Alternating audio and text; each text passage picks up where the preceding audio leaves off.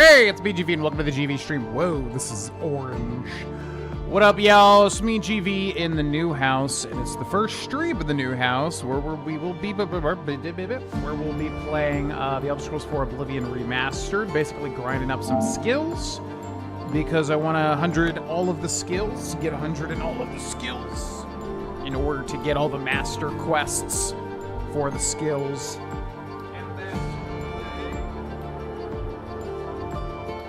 Yeah, let's get this camera correct.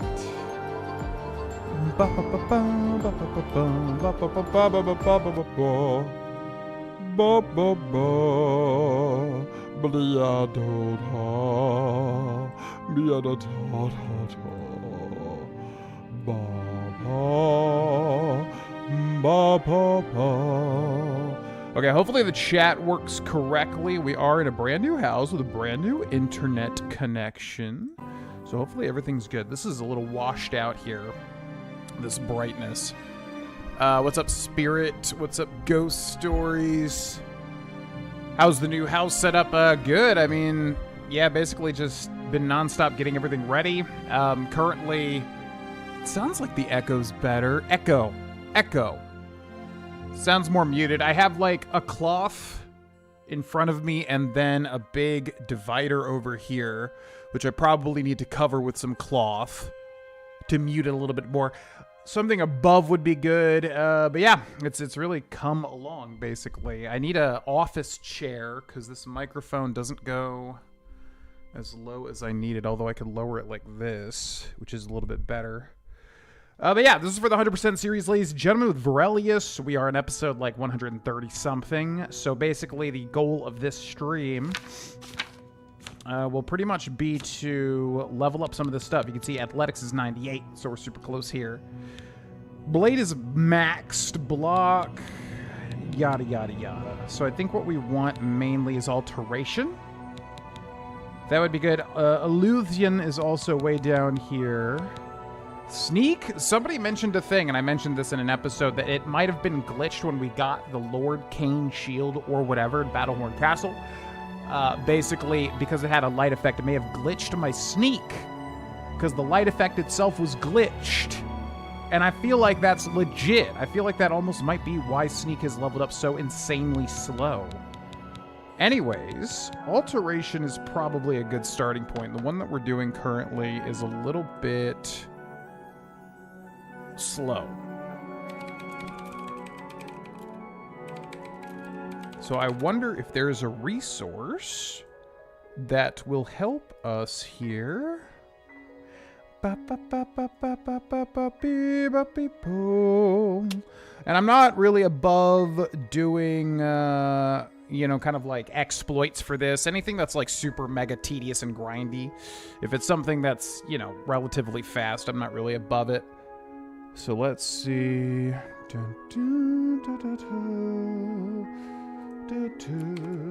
Alteration. I wonder if there's just like a master list of everything. Bum, bum, bum, bum, bum, bum. Oblivion Remastered, alteration, grinding. It's probably literally just the level of the spell. Make the following spell if you're able. Shield 3% for 1 second on touch, then Fortify Magic at 21 points for 2 seconds on self. If you put Fortify Magic at first, you will level Restoration instead of Alteration. Pull out a weapon, hold block, and hold the cast button. The result is a spell with an incredibly fast animation, which can be cast forever. For those who are playing on the remaster, this only works on the original version of the game, and the remaster XP gain for Magic Schools is based on casting cost. Spamming high-cost spells is your best bet there. Okay, well, there we go. Cool. So let's go make a really high-cost alteration spell. That sounds like the best starting point. We could do that with Illusion, too, obviously.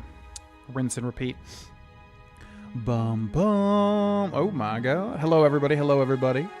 Is that a carpet or mirror on your right? On my right? On my right? Like this? This is a carpet. There's like a wall. I don't think... There's a big divider here, but I don't think you can see it. Unless you meant... Can you see it here? Oh, yeah. Yeah, so this right here is a big divider, which I'm kind of using. I'm going to cover it with a blanket for voice stuff. Because it's just basically, it's like boxing me in right now. It's super duper helpful.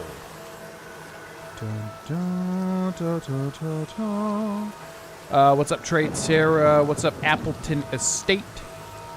What's up, Neo Brutalist? What's up, Donnie Be Good? Hello, hello. It's like Johnny Be Good, but Donnie, get it? All right, let's go to Frostcrag Spire. This light's almost like too lit up here. Frostcrag. As free as it, but it's like, this is too dark, but then the light's too light.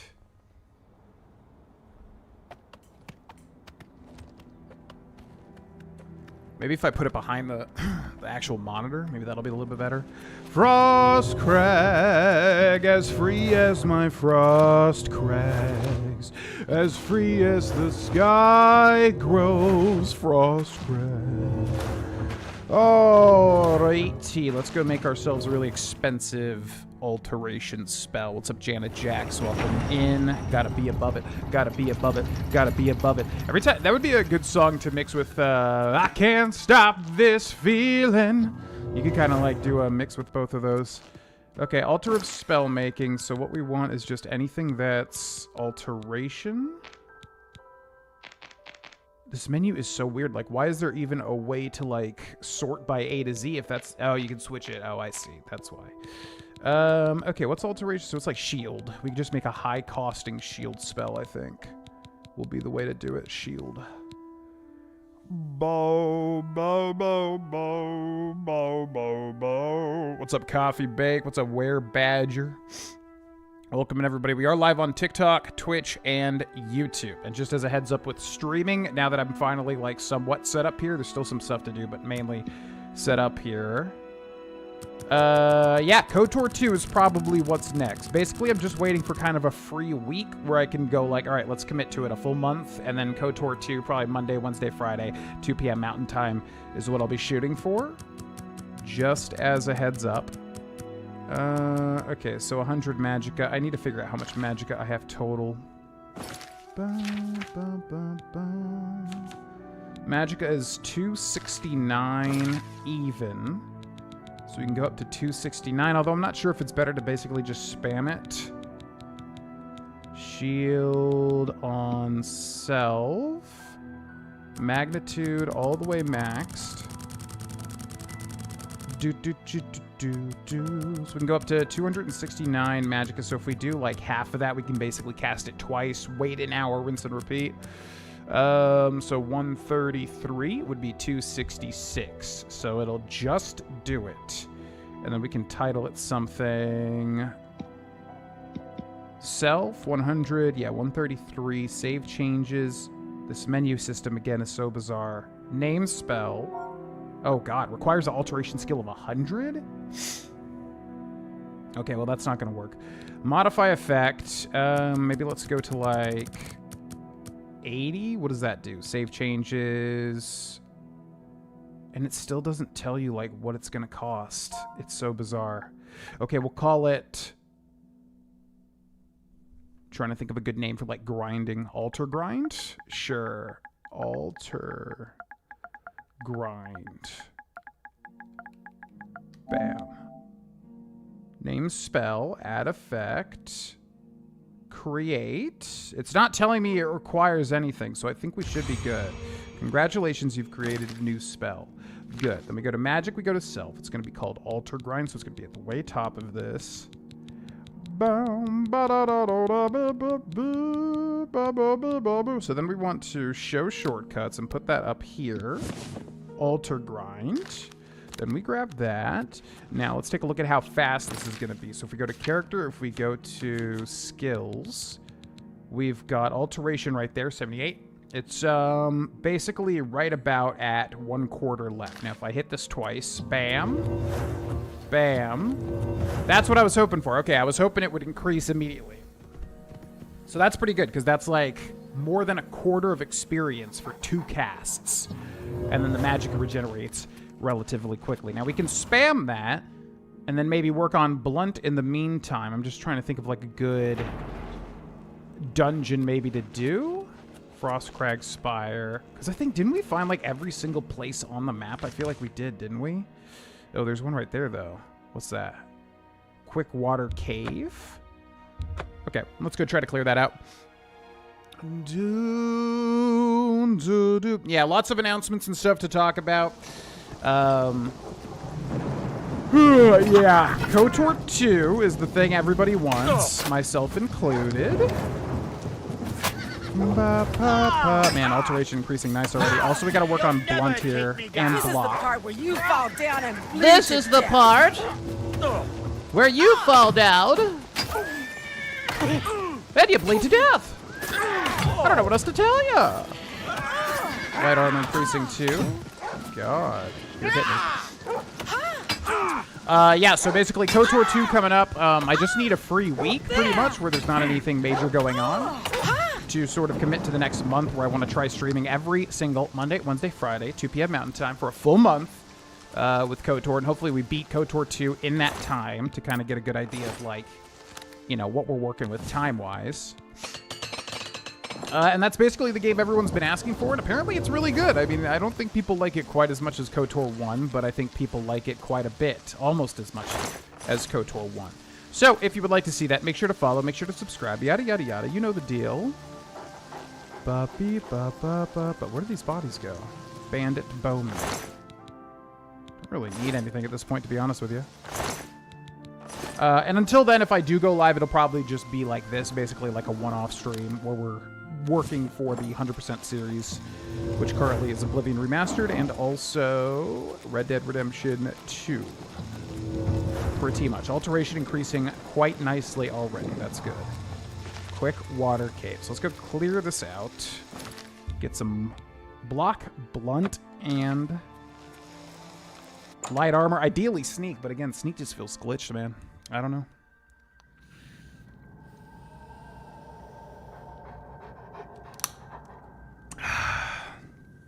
KOTOR 2 via PC or console. I'll probably end up doing PC because I know everybody says to do the whatever mod or the cut content thing or whatever it is. So I'll probably just end up doing that. As long as it's not a gigantic headache like trying to get KOTOR 1 was to work. Because, oh my god. Worst game I've ever had to set up.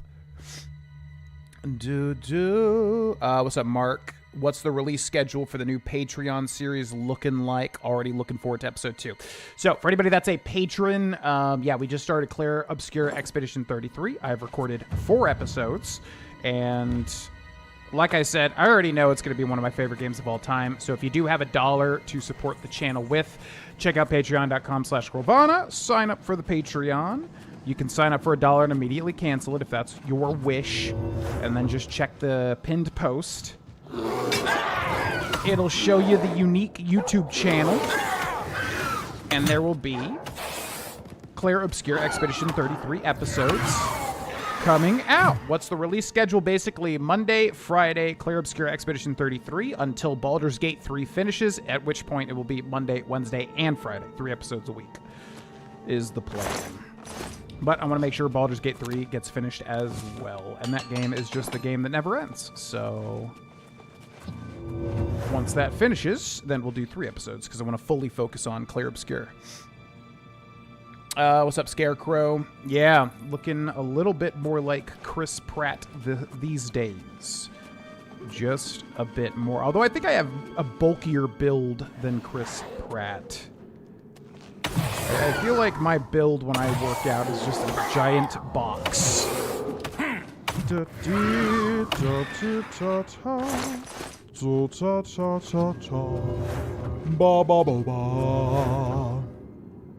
What's up, Greed? Who's your favorite Oblivion prince? I like Dagon. I've asked this question in like a question of the episode, so I've definitely like said it before. Who is my favorite prince? I think like obviously it would be Sheogorath, but it's that type of thing where it's so obvious I almost want to pick a different thing, you know? But that doesn't take away from the fact that it would be Sheogorath. So I would just have to say Sheogorath. I mean, let's be real here. He gets his own expansion. It's Wes Johnson. Amazing performance even for Oblivion times. And, you know, God of Chaos, Madness. That's one of the most fun ones you can have. Yeah, so if I'm being honest, I would probably say Sheogorath. However, if I'm wanting to be like a hipster and do something more interesting, who have I said? A lot of them just don't really get characterized that much, I guess, unless you play ESO.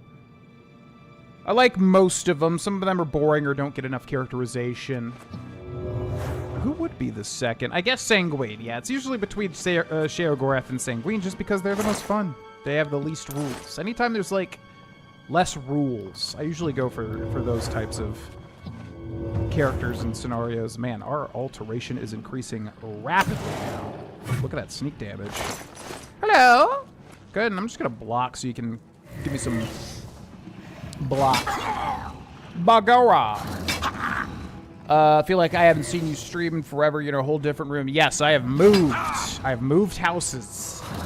This is a much bigger house. I mowed the lawn yesterday, and it took me all day. First time I mowed the lawn, not all day. First time I mowed the lawn, I almost passed out from heat exhaustion, literally just because the lawn is so much larger, and it was so hot. And then I just mowed the lawn again yesterday, and this time I knew what to expect.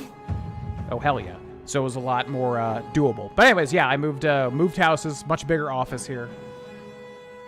Yep. 2 stands up incredibly well to the original's writing, and takes the gameplay much, much further. So honestly, I think I like it more. Yeah, I've heard it's kind of one of those things where depending on what you like out of a game, I think KOTOR is objectively like more people like it more. But KOTOR 2 definitely gives me the vibe of like people can end up liking that one more depending on your proclivities in a game. I'm excited to see where I land with it. I mean, I know I'm gonna like it because I loved KOTOR 1, and I know everybody loves KOTOR 2. It's constantly suggested and recommended, so I know I will like it. I'm just curious if I'll like it more or less than KOTOR. Block mastery increased. The truly skillful fighter learns to block with shield and weapon. Diligent practice has made you an expert at blocking. You now lose even less fatigue when blocking a hit. You can also perform a shield bash by pressing R2 while blocking to stagger your opponents. And I think that is a new remastered skill, right? But you can't do it with a weapon. Oh, that sucks. So we need a shield, but I also need to get blunt. Yeah, you can't bash with a... I mean, it makes sense. It's not a shield bash. What's up, Ranger? Welcome in. Who's your least favorite Daedric Prince? I've definitely answered that as well. Who is my least favorite? Veramina's sick, because Veramina's all about nightmares and dreams. That's very cool. Sheogorath, definitely not. Mehrunes Dagon, definitely not. He's cool. Molag Bal, he's cool as well. I think it was, Malakath is the orc, right? I'm forgetting for a second. Yeah, it's probably Malakath. I feel like he's just basically like, I'm an orc and a Daedric prince. That's usually how he's personified. Clavicus Vile is cool, very Faustian, Devil Deal type stuff. That's really cool. Namira is interesting, rot and disgusting stuff. Periite's kind of fun with his disease and everything. Yeah, it's probably Malakath just because he's like, I'm an orc, but a god. And it's like, okay. You know, the other people just have more interesting stuff. Yeah, Azura too. I always forget Azura because Azura is kind of just like base level Daedra. Or just like story Daedra, you know? Azura's kind of like, obviously with Morrowind, like, I exist for the story to happen here. Not that that's why they exist, you know what I mean. To facilitate Morrowind's main story. Nocturnal's also cool. Yeah, I think it would have to be Malakath. Malakath kind of sucks, to be honest. KOTOR 2 both feels more convoluted, yet brilliant in its writing. Ooh, okay. Well, I'm excited to do, like, flex my voice acting chops, too. Because since the time that we did the time we did KOTOR 1, I was like, oh, I could probably be a voice actor. And then since that time until now, I definitely know a lot more of the fundamentals as to how to voice act. So I'm curious to see how that happens, because as far as I understand, I can voice the character just like I did in KOTOR. 1. So yeah, I'm excited for that. Bling, bloom, bling, bloom, bling, bling, bloom. I think KOTOR 2 is a faster-paced story beyond the starting area. KOTOR 1 feels like a slow build-up. Yes, very much so, especially with that very slow beginning on whatever that one planet was, Tutorial Planet. I did so... God. I think, like, when we were playing, I think somebody wanted me to leave that the whole time, and I'm like, no, I want to see everything. I know it's boring, but I want to do all the stuff. So soon.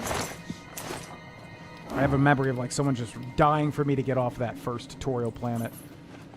But yeah, it was very much a slow build. I remember that. It's kind of, yeah, exactly. Builds up over the course of the game. Wood a door to Quickwater Sump. Okay, let's hold that for later. Darth Revan novel. Yeah, unlikely, to be honest, just because it's been so long since I've consistently read anything, and when I do that, I've got like 3 or 4 books that are higher on the priority list currently. Books that have been gifted to me, books that I have purchased. It's just been so long since I've actually sat down and read consistently, honestly. Hit me. Hit me. But I do know those books are really liked. I know the Star Wars, like, expanded universe or whatever is beloved and is good, even though they strip the canon-ness away from it. Ba, ba, ba. Hit me, Minotaur! Hit me! Canon character for the main character of KOTOR 2. Telos. Talos was such a drag, there was a whole mod for custom skipping it. Oh, okay.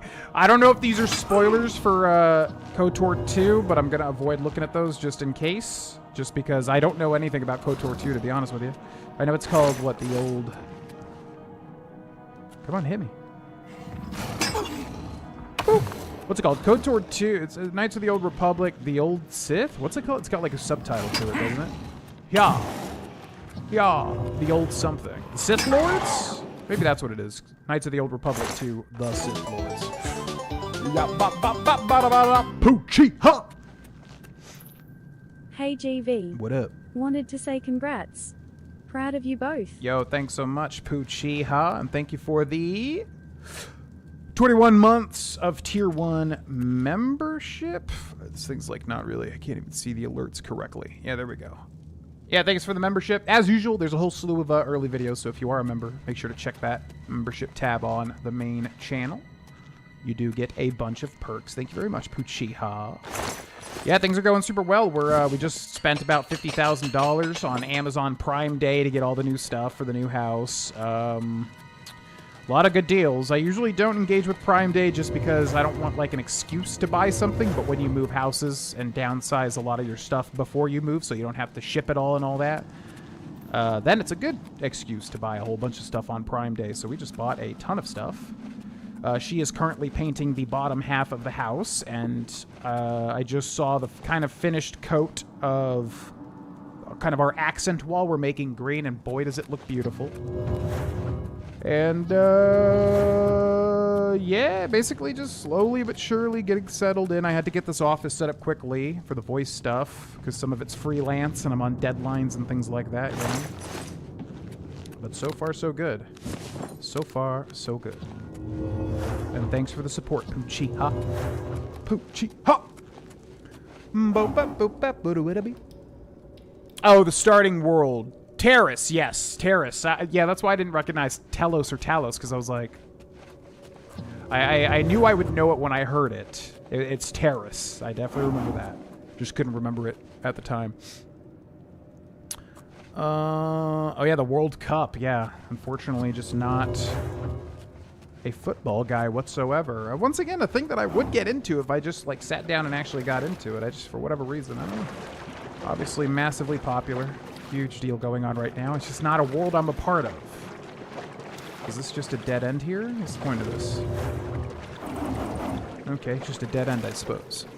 What kind of green is the accent wall going to be? So basically the plan is, on the bottom half of the house, we're making everything a nice neutral beige, and she's painted a lot of stuff that neutral beige already. And it looks really good. And then we're going to have kind of like the kitchen, this really rich, bluish, kind of dark green. And so that's pretty much already done. Like, we made the kitchen and then kind of like making an L around the house, kind of an accent corner, I guess you could call it. And it's beautiful. Green's not even my favorite color, but I'm really glad with this color. It looks fantastic. So we're going to do that, kind of like the whole bottom floor beige and then green for that accent. And then the top floor, I don't know. It's going to really suck balls taking all this stuff down that I've already put in here and painting because we have to, because it's like an ugly pink in here. So we're going to do that. Probably the majority beige as well. But we do want to have like maybe at least a couple of rooms, you know, add some sort of accent to them as well. We're thinking the main master bedroom make blue. What's here? There's like a creature. I think it just died. There was like a creature here and it's just dead. Okay. So a good opportunity to use water breathing here. Man, this is a weird place. Here, let's go up and grab some water. I don't know. Oh, there's a chest there, huh? Gold and ice blast.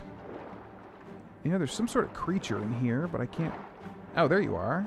You're like a little slaughterfish. Wait, no, you're a salmon. I don't think you're even attacking me. You're not attacking me. I don't know what's attacking me. Well, welcome to Oblivion. Okay, let's go to the top of here so I can kind of look down and see the break in the water. It almost looks like there's a hole directly below me, but I realize now that that was a reflection.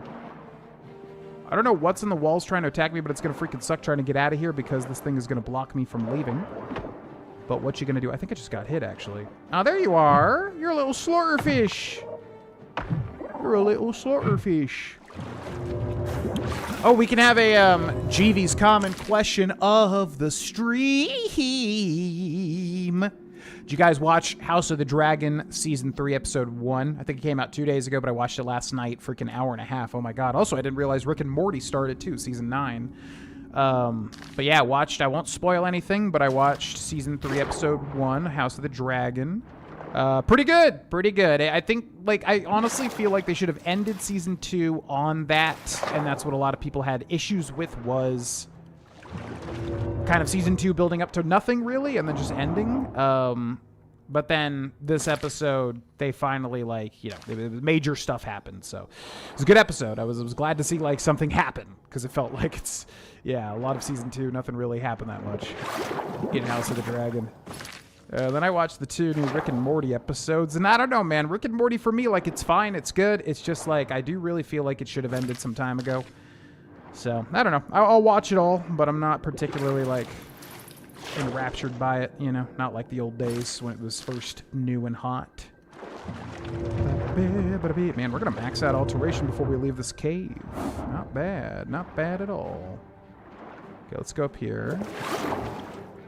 Bum, bum, bum, bum, bum, bum. What's attacking me? Where? Hello. I'm gonna whack you with my big old hammer. Do ba bee bee, yeah ba ba. Elder Scrolls on the brain for some reason. Imagine that. I'm glad everything has been working out for you, GV. Very excited for the Kotor 2 playthrough 2. Never played, so going to be watching blind. And my GF and I are probably going to do Amazon tonight. Yeah, there's a lot of good deals. I mean, especially if you're moving, you know, I think it's a great time. Cindy hates Amazon, so we were trying to maybe purchase stuff elsewhere instead of supporting, like, a massive, you know, not great company. But obviously, when you move and when Prime Day strikes, there's just quite a lot of stuff that's helpful to buy. We bought a ton of stuff, man, that we needed. All right, I think that's everything for this entire dungeon, which, as usual, kind of my issue with Oblivion is, like, nothing really happened in here. There's not really anything unique. But people love exploring in Oblivion, and I still don't really get why. I feel like a lot of places are just, you go and you see nothing and then you leave. But I don't know. Anyways, we got some experience, which is what we're here for. What's up, 130 Albert? Appreciate it. Yeah, Terrace was long. it wasn't bad or anything, but I just hated the kind of look of it. Like, later in the game, there's so much cooler looking places, and that's why I always thought KOTOR just looked so horrendously ugly, is mainly due to, like, the early game Terrace gameplay. And once you get out of it, it's like, it actually doesn't look half bad. And that's kind of my one thing with old, Whoa. Okay, so we gotta level up. Athletics is already 99. Yeah, so I gotta remember, we gotta train Sneak now. What's the company? BioWare. Yeah, my thing with BioWare is, like, their games are super duper ugly to me a lot of the time. But KOTOR actually looks a lot better once you get off Terrace, which you're just on Terrace for 1,000 years, though, is the only thing. Yeah, we're excited. I mean, the house, if the plans that we have, the house should end up looking really nice. And I do want to do, like, a big house tour, you know? World skip mod for KOTOR 1. Oh, like to skip Terrace. House of the Dragon. Yeah, it's a doozy. It's a doozy of a first episode. It's quite ambitious. It's good. House of the Dragon is good. I will say Season 2 kind of meanders, though. I really like Season 2, and then I looked at some discussion online, and I kind of realized looking back, yeah, it kind of just, I don't know, nothing major. It's like a build-up season, whereas Season 1 I really liked from start to finish. Season 3 has a strong start already. But it's a great show. It really is, in a lot of ways, like a reform, what do you call it? A return to form for Game of Thrones material. And as I've said, A Night of the Seven Kingdoms I freaking loved to death. It's much more of a comedic kind of black comedy show, but man, did I love that show. And I like House of the Dragon a lot too, but currently, I gotta say, freaking Night of the Seven Kingdoms is like my current favorite. Okay, let's go to Dunbar, do all that, and then we gotta level up and train Sneak. Is it worth to watch it? House of the Dragon? Yes. If you're a fan of Game of Thrones, it's like I said, it's a return to form. I will say Season 2, I wish they did more with. But everything else, Season 1 is worth it just alone.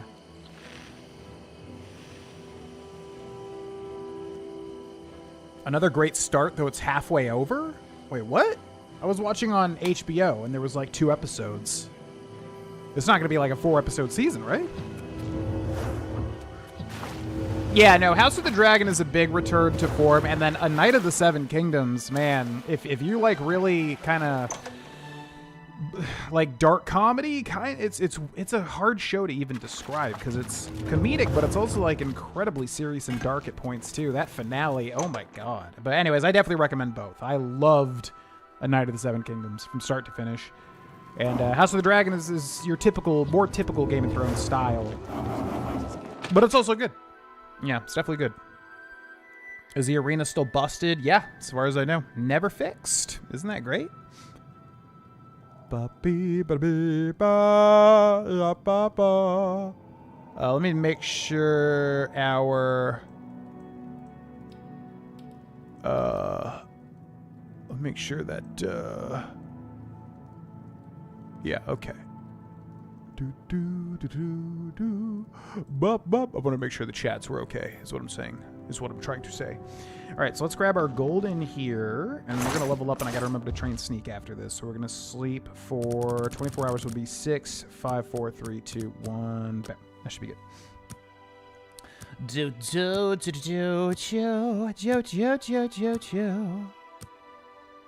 Yeah, it's great. I mean, it's not as like large scale, and I feel like lived in as Game of Thrones, but if you like Game of Thrones, it's quality. It's up there. And Matt Smith is cool in it. Yo, thanks, Color Me a Satanist. You've done both 100% of Skyrim and Oblivion. Which do you prefer? I think I will always prefer Skyrim. Don't get me wrong, Oblivion has its place in my heart, and I will always like it. But that being said, I think Skyrim is honestly just the stronger game, and I know that's a bit of a hot take, I guess, just because everyone likes to pretend that Oblivion is better on every level. Well, we can cast this 3 times now. Ooh, not bad. But yeah, so it'll always be Skyrim for me. I think Skyrim just has more... It's more modern in a good way, you know? And I know that that's, again, people are like, oh, Oblivion's old and it's good, blah, blah, blah. And of course, it has its place. Like I said. But, Yeah. I don't know, man. It'll just always be Let's see Skyrim if for we me. can't teach you a thing or two.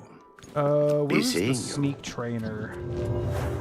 I found this in an episode. We had to steal the coin from her. Bum, ba, ba, ba. Even Mass Effect, like Mass Effect 1, Dragon Age, what's it called? Dragon Age Origins and KOTOR. They're all ugly games to me. Now again, certain areas look good, but like the facial models and everything, they're fantastic RPGs, but that's the thing. I hate BioWare's old aesthetic. I feel like Mass Effect 2 actually looked good. Mass Effect 3 looked good. But, yeah, some of BioWare's old games, I just hate their aesthetic. I don't know what it is. Everything else is great, but the aesthetic. Ugh. Yeah, what's up, Roger Hunt? Welcome in. Oh, wow. I did not realize Rick and Morty... So HBO's just behind then. Okay, I didn't realize they were that far into the season. Yeah, I just watched the first 2 that are on HBO. How long you streaming today? Probably for about 2 to 3 hours total. We've been streaming currently for about 45 minutes, so probably a good 1 to 2 hours more after this moment in time. I'll answer that question in just a second, Poochie, huh? Oblivion sneak trainers? Who's the master sneak trainer? Imperial City. But where is she? Marana Rion.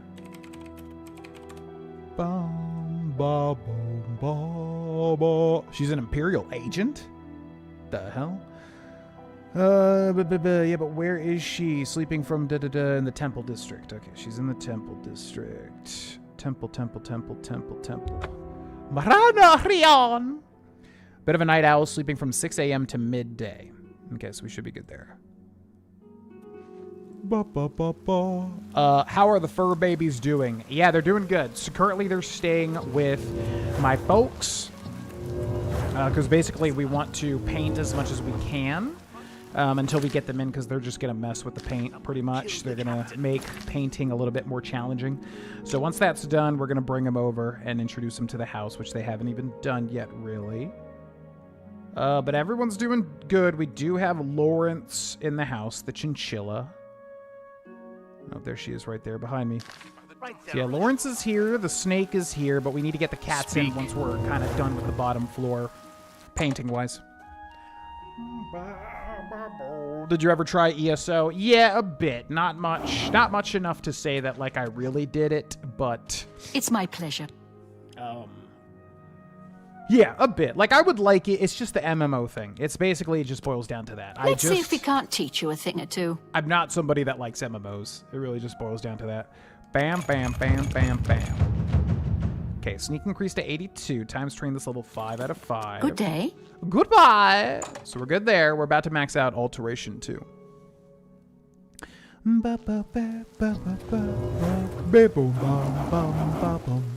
They're definitely a bit dated graphically, real blotchy meshes on older titles, though, for sure. For me, it's more like just the general aesthetic. It's just, like, bland. Like, I think about Mass Effect 1 in my head, and I'm like, ugh, it's like such a bland color palette. I think about Dragon Age Origins, same thing. I think about KOTOR, Terrace. It's so bland. And, like, clearly, you know, the games are so good, nobody really cares, which speaks to how good the RPG elements are. But, yeah, early day BioWare games, they're just so ugly to me. I don't know if that's a hot take, because I feel like no one ever talks about that, but, yeah. Alteration Master increase. You have unlocked more arcane secrets of altering the fabric of reality. You can now cast all alteration spells. And then I guess we should do the master level quests, which I'm going to mention in the next recorded episode, that we did do at least some of these. I think as we finish them, we should go through and do them. So maybe we should just work on... Or should we just grind and then do those in... I can at least... Yeah, I can at least get the quests so that they're tracked. And then I can maybe do them in an actual episode. So, athletics is going to go up naturally. Over 1,000 years. Blade is already done. So let's go find where the Blade Master Trainer is. Blade Trainer Oblivion. Because I'm not sure if I did this or not. With a fame or infamy rating? Visit either Rano at the Anvil Fighters Guild or Sharina at the Leowin Fighters Guild. So let's go to the Anvil Fighters Guild and look for Rano. Because I don't think I got this quest.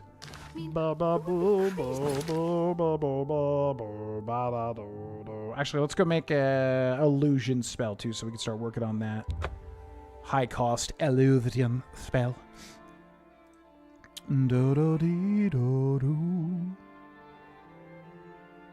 Want to be disciplined and finish New Vegas? Definitely finish New Vegas would be my suggestion. It's worth it. Just get through it. I'm actually feeling a Skyrim playthrough too. It's honestly been long enough where it's finally time to maybe replay it at some point. Oblivion has its charm and glitches. Skyrim has its major bugs and glitches, but also its fleshed out quests. Yeah, people just look at Oblivion with such nostalgia, and I get why. But as I've always said, I just feel like Oblivion is the game that, like, people really look at it with rose-colored glasses. And it's a fantastic game. I'm not saying that it's not. I'm just saying that directly up against Skyrim, I do think Skyrim is the better game. Whilst Oblivion does have its highlights, though. Game volume is a bit louder. Thank you for the heads up. I'm going to reduce this to -9. Also, I think our loading screen is glitched.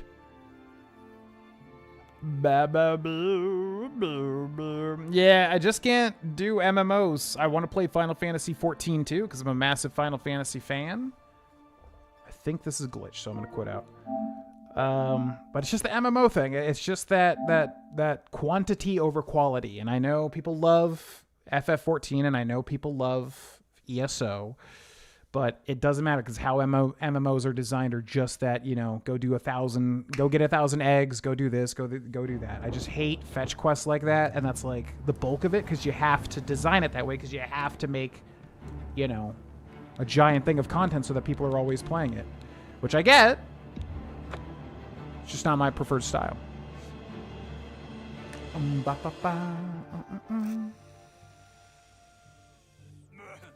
understand money is tight. Okay, do we max this?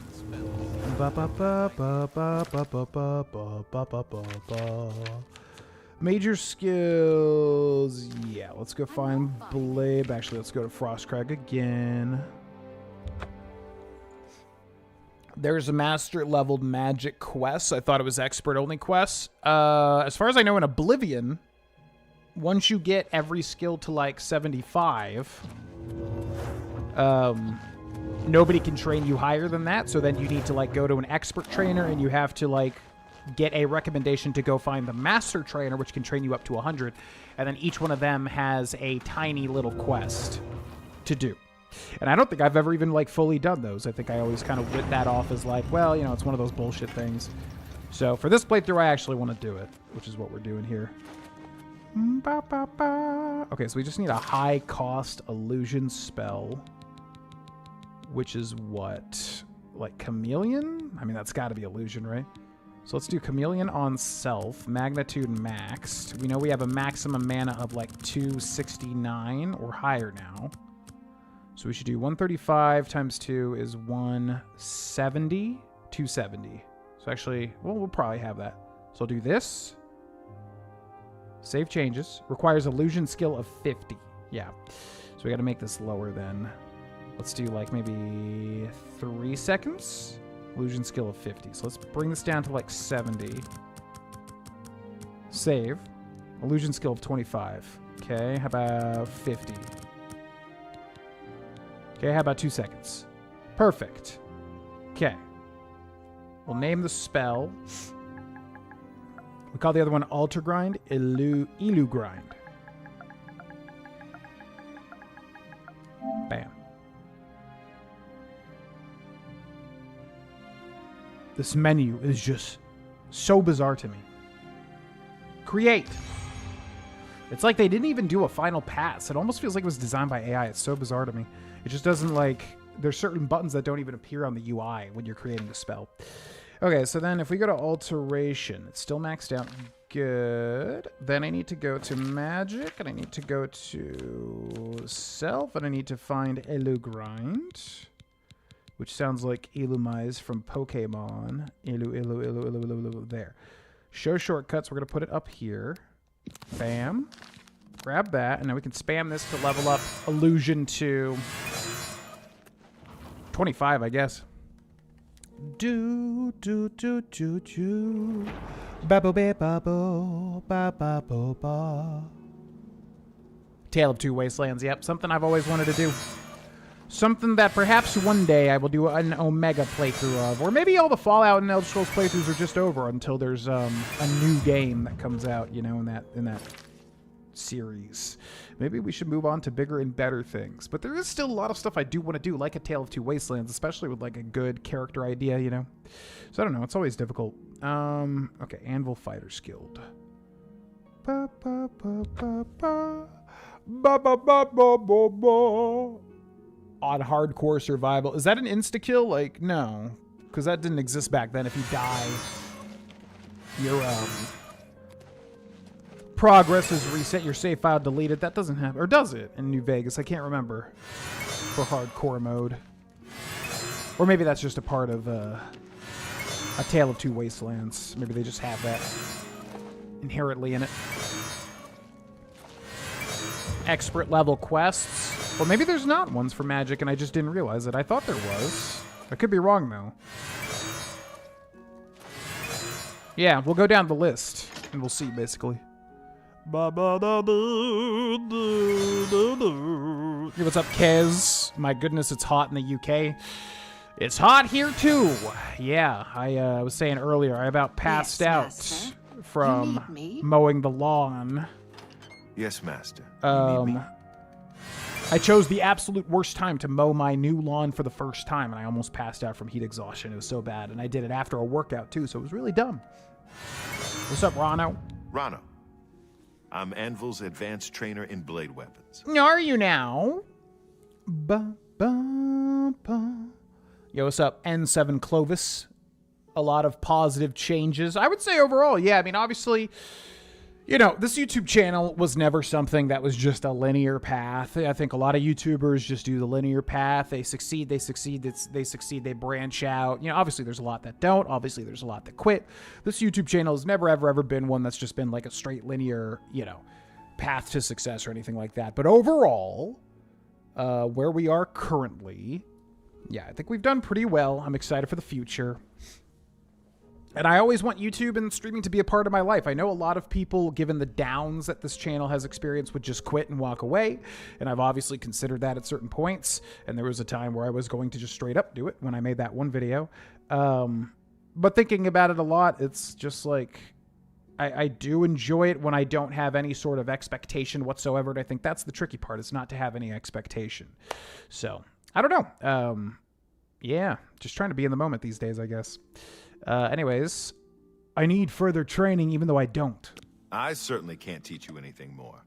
But if the rumors are true, and Alex Lincolia is passing through Cyrodiil, he might be able to teach you. He'll be truly famous one day. Word already spreads about his skill. I think someone saw him at Farragill Inn not too long ago. You should try there. Okay, and then as long as we get the quest, I can then do that in a dedicated episode, so that's good. We're all wondering. Cool. Go hurt Thanks, something. man. All right, so there's that. We'll just go down the list, basically, what I have maxed out. This is right about to pop. We could just swim for a bit, actually. Blade, block, blunt. So I should get a shield, but blunt is also there. Ba, ba, ba. And then we got hand-to-hand. Wait, we have 65 plus 35. What? How do I have 35 hand-to-hand? I don't even have those bands of Quang Lao. Is it just from, like, straight-up buffs? I'm confused. Ba ba ba ba ba ba ba ba ba. Tremendous amounts of HP, and you're basically made of glass. But if you die, is your save file deleted? Yo, what's up, Marshall? Doing well, doing well. Keep those fluids up. I usually do, because I drink now. What I do is I drink like 5 or 6 of these a day. But when I was mowing the lawn, that was the time when I really felt not constantly ingesting the liquid.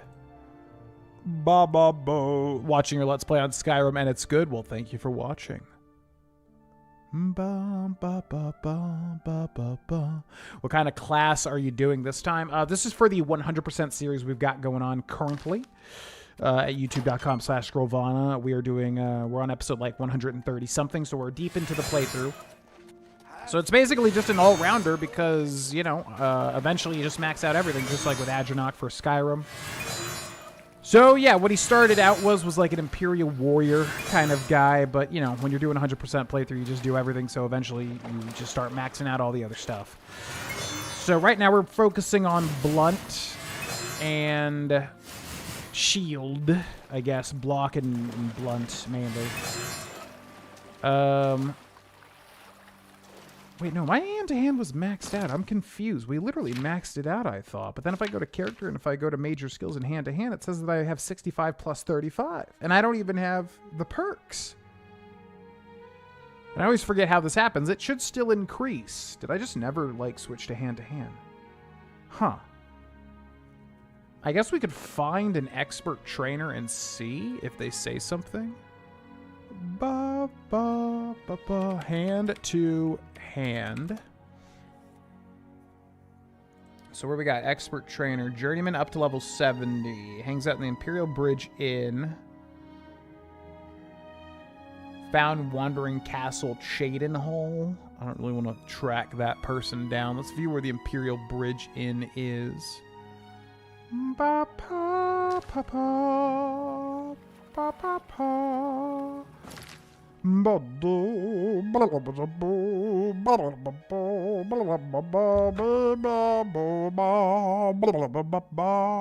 Okay. Let's see if this will do it. Ba ba ba ba ba ba ba ba ba ba ba ba. Ba ba ba ba ba ba ba ba ba ba.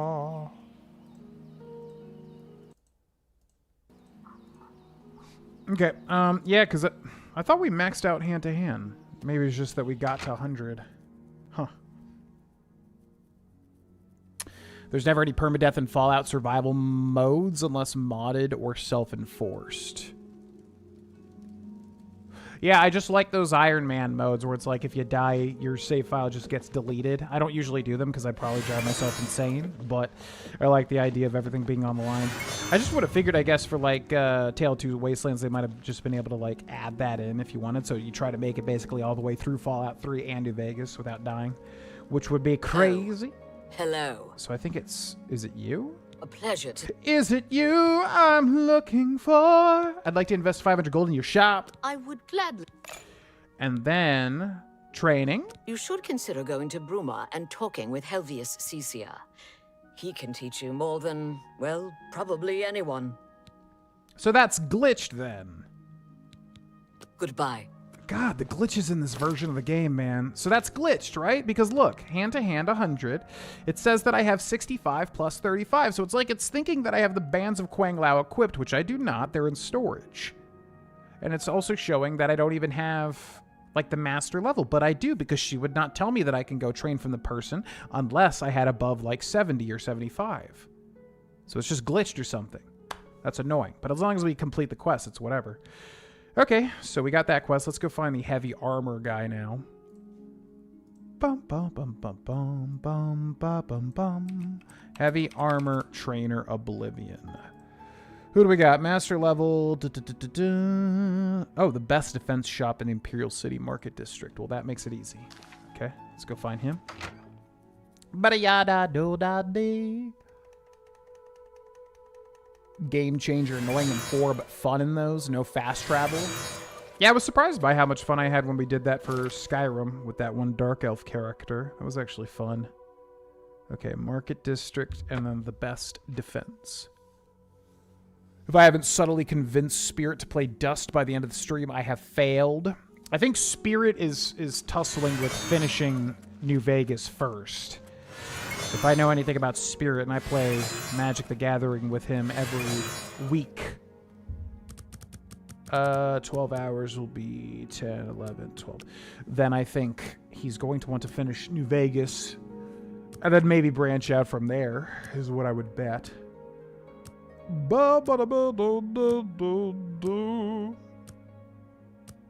Speedrunning insanity? I don't know. I feel like if you're playing on a normal difficulty at least, don't be shy. I don't feel like the Elder Scrolls or even Fallout is really that difficult. There's obviously random stuff that can happen, especially in Fallout with the grenades, but I may just be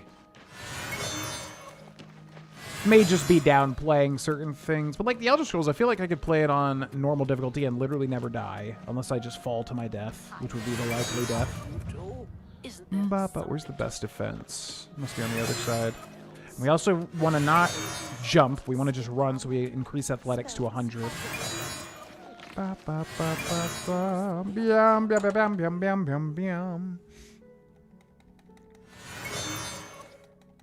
Released Oblivion Remastered with glitches. Well, it was a success. I mean, they did exactly what they wanted. They made all the money on it. They just probably knew they wouldn't really need to support it. And it is the type of game where a lot of people are going to play it when it comes out and then actually not play it like all the way through. I think, was Oblivion the game that like they looked at the achievement progress and like no one had even beaten the game? It was like abysmally low X amount of time after the game came out. It was something like that, I think.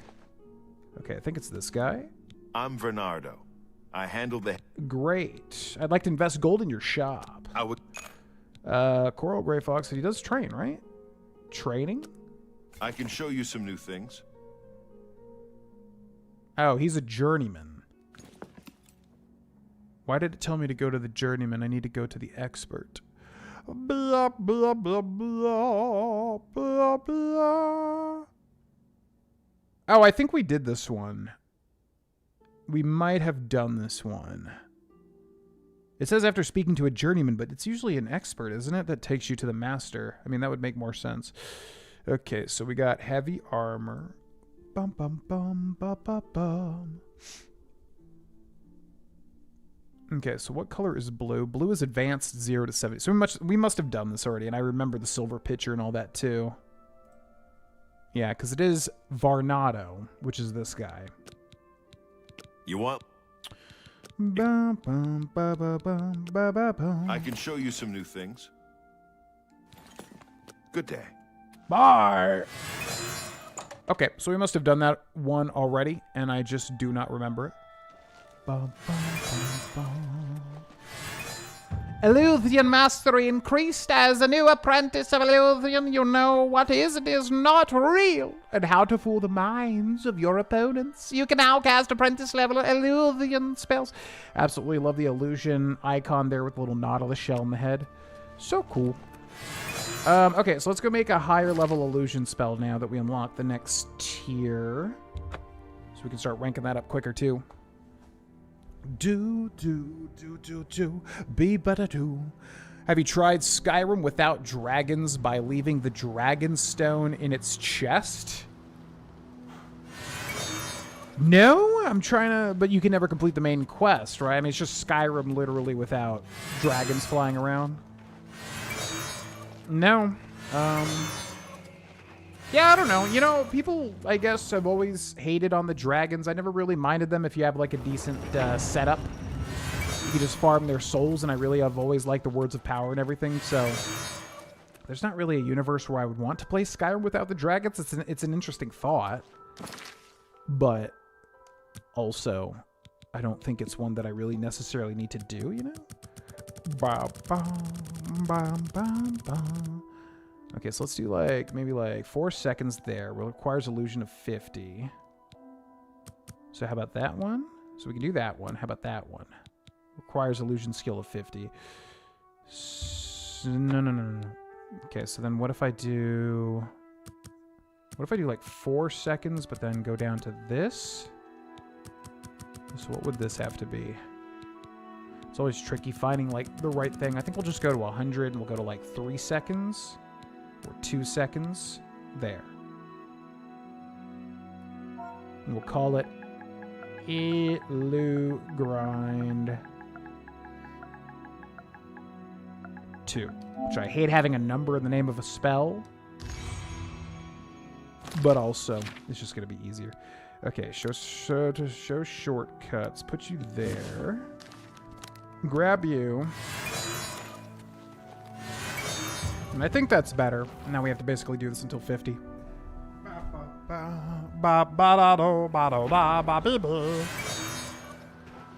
By the way, other than a couple of vids on Oblivion Remastered, I've never played this game. I wish I did back then. That's a good game. I think it's a game everybody should play if you're into this sort of thing.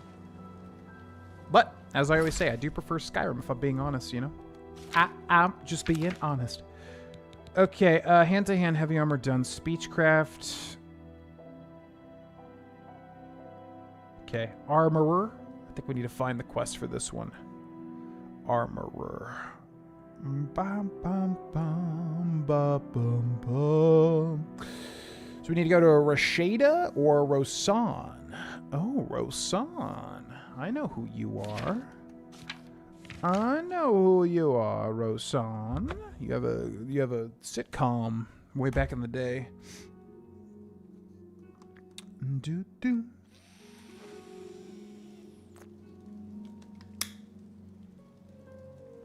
Frost Everywhere Draugr Apocalypse. Oh, that's not the Frost mod, right? I know that's a big one.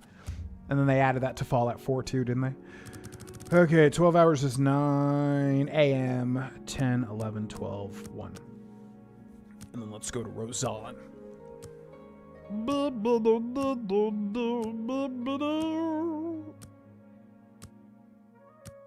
Oblivion Unremastered? Oh, Unremastered. Yeah, in a lot of ways it holds up just better than this remaster, which is insane to me. I've always said it, but man, this could have been really nice. I mean, like I said, they released it. They accomplished what they set out to do with it. They made a boatload of money. They made a boatload of hype. As always, I just wish it got a little more support, maybe 1 or 2 more patches. There's just such easy little things they could have fixed, you know? Yo, what up, Rosan? Okay, I require training. Much as I hate to admit it, Gunwolm knows more about smithing than I do. Says it's in his blood. You want to be the best? Then you'd better head over to the best defense and talk to him. Getting him to train you will be no small feat, though. The best defense? Ginwolm? We already saw the 2 people there, and they weren't named Ginwolm, I don't think. Farewell. Wanna be the best that ever was, to beat all the rest, baby, that's my cause. Electrode. Okay, so we got that quest too. And then let's go to character, and let's go to armorer. Alchemy is going to be a bitch, but we'll do that later on. So, yeah, is there not magic? Hold on, I guess we'll find out right now. No, there is. Yep. Alteration master level quest. Yep. So we need to go to Athregard, Coral, or Abuki? Never even heard of that NPC. Athregar Coral Mages Guild. Okay. Coral Mages Guild. To beat all the red, baby, that's my call. Same Marshall Bland 8683, yeah. That was my first Elder Scrolls as Morrowind, and same exact thing. Played it on the original Xbox. Didn't know anything about it. Ended up getting lost everywhere, but that's kind of what you're supposed to be doing with an RPG back then, right? I had a lot of great times. It was truly magical. I literally had no idea what I was doing at all. Well, I had no idea what the Elder Scrolls was, or really, like, truly what an RPG was either. In the woods not long ago. Nasty. I hope I can help. You sure can, Max Goof. I require training. If you wish to learn more about alteration, you'd be wise to consult Tooth in the Sea. If you can find him, that is. I believe he's currently residing somewhere north of Breville. Spends most of his time in Nibbin Bay, I understand. And I do mean in Nibbin Bay. Oh, you would think that would be the athletics guy. You too. Okay, thank you very much. So we're just going to basically grab all these quests so I could do them in an actual video. So there's alteration. Now we got conjuration. There is a conjuration. Conjuration is Albrecht Lit, which is also Coral Mages Guild. Would you look at that? How nice is that? To you. Was it you? And Galmo. I wanna beat all the rest, baby, that's my call. Albrecht Lit. Is it you? Ha! Good day. Good day. Ba ba ba ba ba ba. Think the North in Thrones, but everywhere in Skyrim? Huh. Yeah, Morwind's always fun. It's just a little on the cusp of, like, being so old you have to, like, prepare yourself for it. Otherwise, I would probably jump in a lot more frequently. What's up, Relic? Welcome in. Health regen cheat on console. Throw on Daedric armor, walk into a pub, and punch the first person I saw, then sit there for an hour to max the armor skill.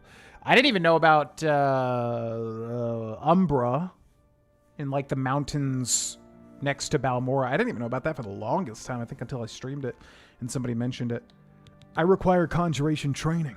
I've heard that there's a powerful conjurer off in the woods someplace, worshipping Molag Bal. Olin Seren, I think his name was. I personally wouldn't go looking for him myself, but you might keep it in mind if you ever run across him. Oh, I will. Thank you so much. Be seeing you. Goodbye. Okay. And these are fun, too, because I've never done these, I don't think, ever. Some of them, but not a lot, because I just don't use training all that much. Typically. Okay, so that's conjuration, and we got destruction. Where is the destruction fella? Delphine Jont in the Braville Mages Guild, and Marc Guild in the Anvil Mages Guild.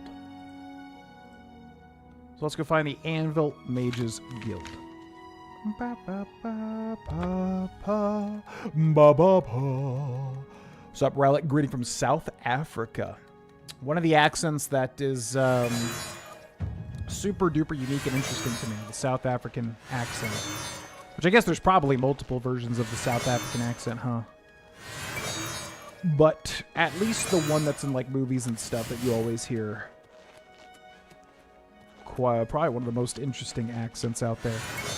Okay, Mages Guild for Destruction, right? Which is on the main drag over here. Ba, ba, ba. What were we looking for? I'll probably remember the name when I see it. Ba, ba, ba. Ghost Gate and Rush at the start of light armor builds from then on. I don't really know a lot of little hints and tips for Morrowind, honestly. When I jump into that game, I'm usually trying to just take things as they come. I don't really know what to do a lot of the time. You look skilled in alteration. Maybe you can teach me something. No, I think you Mark, can teach me something. I need training. if you want to learn more about training destruction magic, you'll have to find Bralsa Andaren. Bralsa Andaren. Take care. Okay, thank you. Then what else we got? Destruction, 100. Illusion we got to work on. Mysticism we got to work on. Restoration is next. Resto. Pa. So we got 4 people for this one. Cheydinhall's Great Chapel of Arcay, Braville's Great Chapel of Mara, Cheydinhall's Great Chapel with Knights of the Nine only, Braville's Great Chapel with Knights of the Nine only. Oh, I see. So let's go to Cheydinhall's Great Chapel and find Otessa?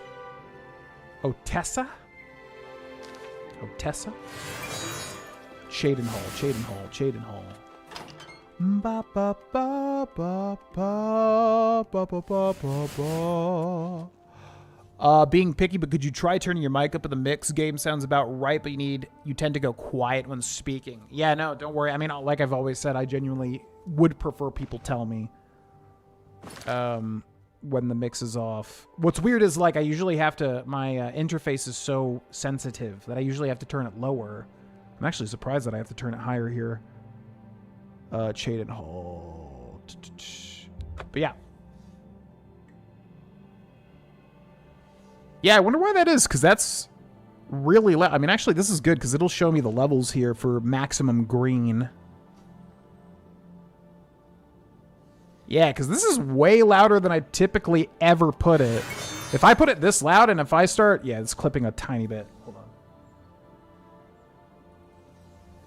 If I put it like this loud, and if I start doing like voice acting stuff, it will just completely peak. in the interface. Baby, that's my car. Okay, we gotta go to the chapel. Afrikaans accent. Speaking of mages, between this game and Skyrim and this game, which mage college is better in your opinion? It's tough because they're both like not... They both kind of pale to the rest of the quest lines. If I had... Whoa, what is that? Yo, Peter Prestige, thank you for the 1,000 jewels. What is that? I've been out of the streaming game consistently for so long. What's a jewel? There's like 1,000 little things I can smoke, like the jewels. Okay, I'm gonna guess that jewels are like YouTube's version of bits. Because I would bet YouTube would be like, hey, we have to compete with Twitch's bits. So if that's what that is, thank you very much. I didn't even realize like you could set up jewel notifications. Is that a thing? Because I went through and I did change like all the notifications like for the last time we streamed. I just want to see, is there like a way to do YouTube jewels? Oh, there is. Jewel gifts. Oh, okay. Shit, why didn't I do that? And super stickers. Wait, what? Did I change these? Oh, shoot. Okay, I got to go in and like add all that stuff. What are jewels? YouTube. YouTube Jewels are a digital currency purchased in bundles within the YouTube mobile app. They allow viewers to send animated, on-screen virtual gifts during vertical or horizontal live streams and support rising creators by hyping up their newly uploaded videos. Their newly uploaded videos? What? Okay, so it basically sounds like bits, but you can also do them on like actual videos. Anyways, thank you very much. Peter for the jewels. Peter Prestige for the 1,000 jewels. That's a new one. The jewels. Okay, who are we trying to find? There's someone here. I might have to wait until like a normal time. Let's wait. 12 hours will be 9 p.m. 9, 10, 11, 12. That should do it. The Mages Guilds, which mage is better? Yeah, objectively, if I'm thinking about it, I will say Oblivion. It's tough. I think it's gotta be Oblivion. The thing is, like, Oblivion's ends kind of like a wet fart. It's really sad. I really do like the recommendations. Like, even though I've done them 50 billion times, I really do like Oblivion's system where you have to go around and get all the recommendations. I think that's really cool. It's like scholarly, you know. Looks like you're handy with a blade. It's more like a scholarly thing than just killing people and whatever and Dark Brotherhood and everything, which I really like. But then it kind of ends like a wet fart. It's a little disappointing how it ends. But then Skyrim's like ends in a cool way, and there is some cool stuff in Skyrim too. Overall, it's tough. They're almost like equal for me for different reasons, you know? Yeah, it's tough, man. I think I would give it to Oblivion, but that's mainly due to the strong start. Skyrim's a little more consistent, I think, throughout, but then it's also incredibly short, but so is the Mages Guild. Yeah, I think I would have to give it to Oblivion's, but unfortunately the Mages Guild in both games just are not, they don't really stack up to the rest of the guilds a lot of the time. Okay, who am I trying to... Where is this person? I don't know where they are. I don't know where they are. Where are they? Ba-da-doo, bee, ba-da-da-da-do-do-do-do, bee, ba-ba-boo, ba-da-da. Morwyn's Mages Guild. I don't know it well enough, even though I have dabbled. Bits from Twitch. Yeah.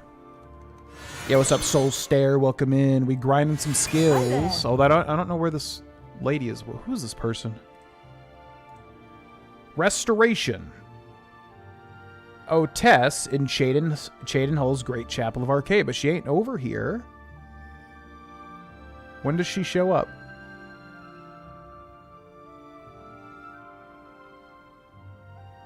Huh? Location, the Great Chapel of Arcade. I mean, I'm assuming that's what this has to be, right? Where is she? Maybe she's only here at night? Okay, so yeah, let's wait. Maybe she's only here in the nighttime. Maybe that's what it is.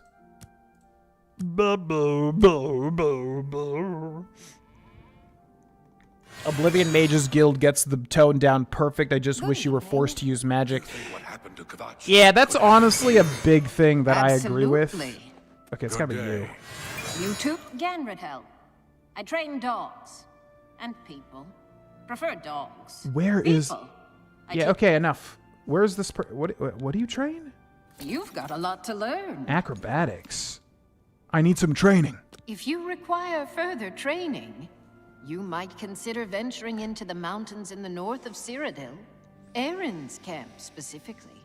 Erin's a very gifted acrobat, and could teach you anything you needed to know.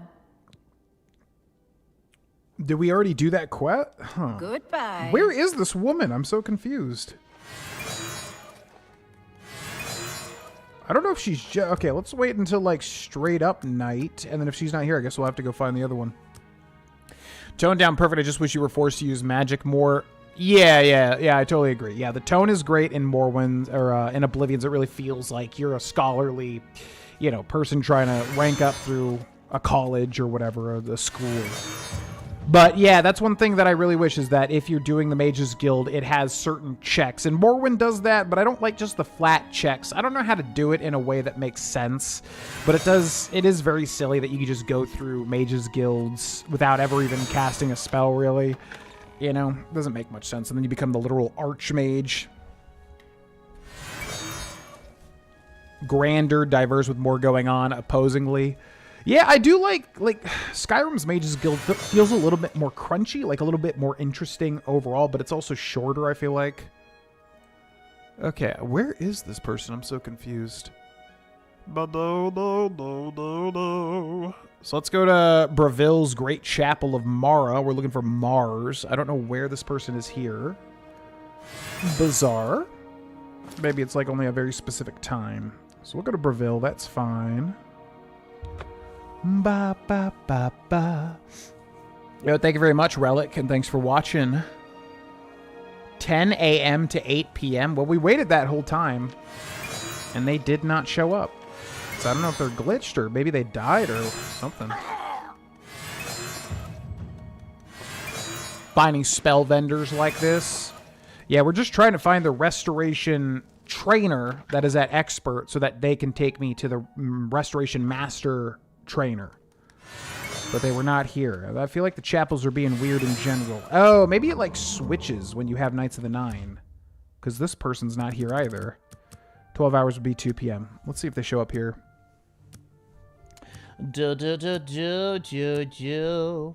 Yeah, I don't know how I feel about like flat checks, like Morwin requiring you to have certain skills. That makes sense, but it's also annoying when you want to like progress through a quest line. You have to keep like go training stuff up. So I don't know how to make that like fun and balanced, but where are these people, man? I guess we'll just have to do the Knights of the Nine one because I don't know. It's like these chapels are glitched or something. These people just ain't showing up. How bizarre. Okay. So let's try... Yeah, there's something odd about this. Note, Beam Curs and Kinthar do not provide the reference necessary to start Restoration Master training. Make it impossible to complete Master training after completing the Sword of the Crusader.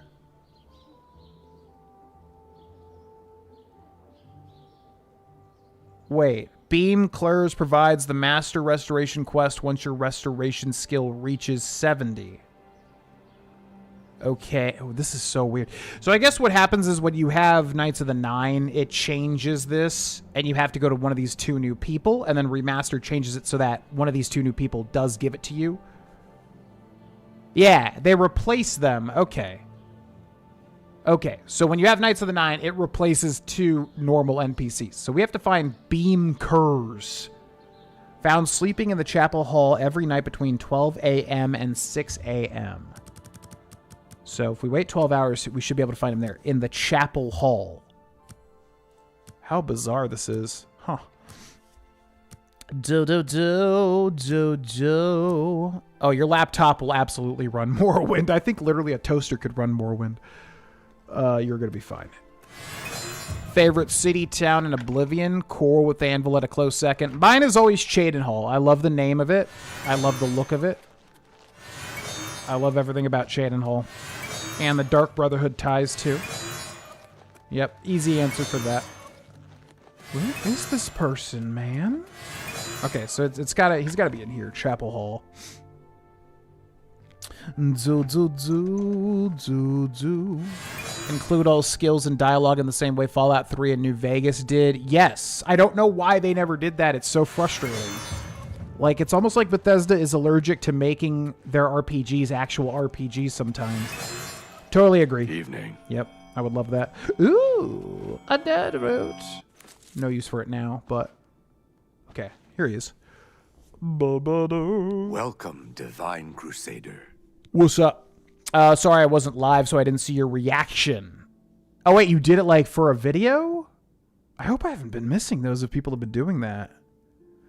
Yeah, thanks, Peter, for the jewels. Basically, my reaction was just, what are jewels? And then we did a whole little research section there. I was trying to figure out what jewels were. Because it sounds like you could do them on videos and on live streams, too. They're like bits on Twitch, but you could do them... Yo, Liam Guppy, thanks for becoming a member on YouTube. Not sure if you're here or watching a video right now, in which case you won't even hear this. But thank you very much. Enjoy the early videos. Yeah, thank you, Peter. Yeah, basically just trying to figure out what jewels were. It sounds like they're basically bits on Twitch, but you can also put them on videos on YouTube. So, thank you very much. You can scroll back if you want to see my reaction. You should be able to scroll back on the live video, I think. I need to train. Olita was the most gifted healer I've ever known. If anyone can teach you more, she can. She worked in the chapel of Akatosh in Kavach. I haven't seen her in quite some time. Thanks. That was such a pain to get to. Be seeing you. But I appreciate that. Okay, bye. Ba ba ba ba ba ba ba ba. Ba ba ba ba ba ba ba ba ba. Coral or Bruma? Yeah, I will say with Oblivion, like, it's actually pretty nuts how they made all the towns feel different for that era of video game. You know, I feel like they could have made them look a lot more samey. But every town in Oblivion, more or less, does feel like its own thing, which is very cool. Okay, let's go to... So we did Restoration, 100. We got Acrobatics, which we just did, but we must have already done that quest. Because I just asked the lady about it, but maybe we should double check just in case I don't miss it.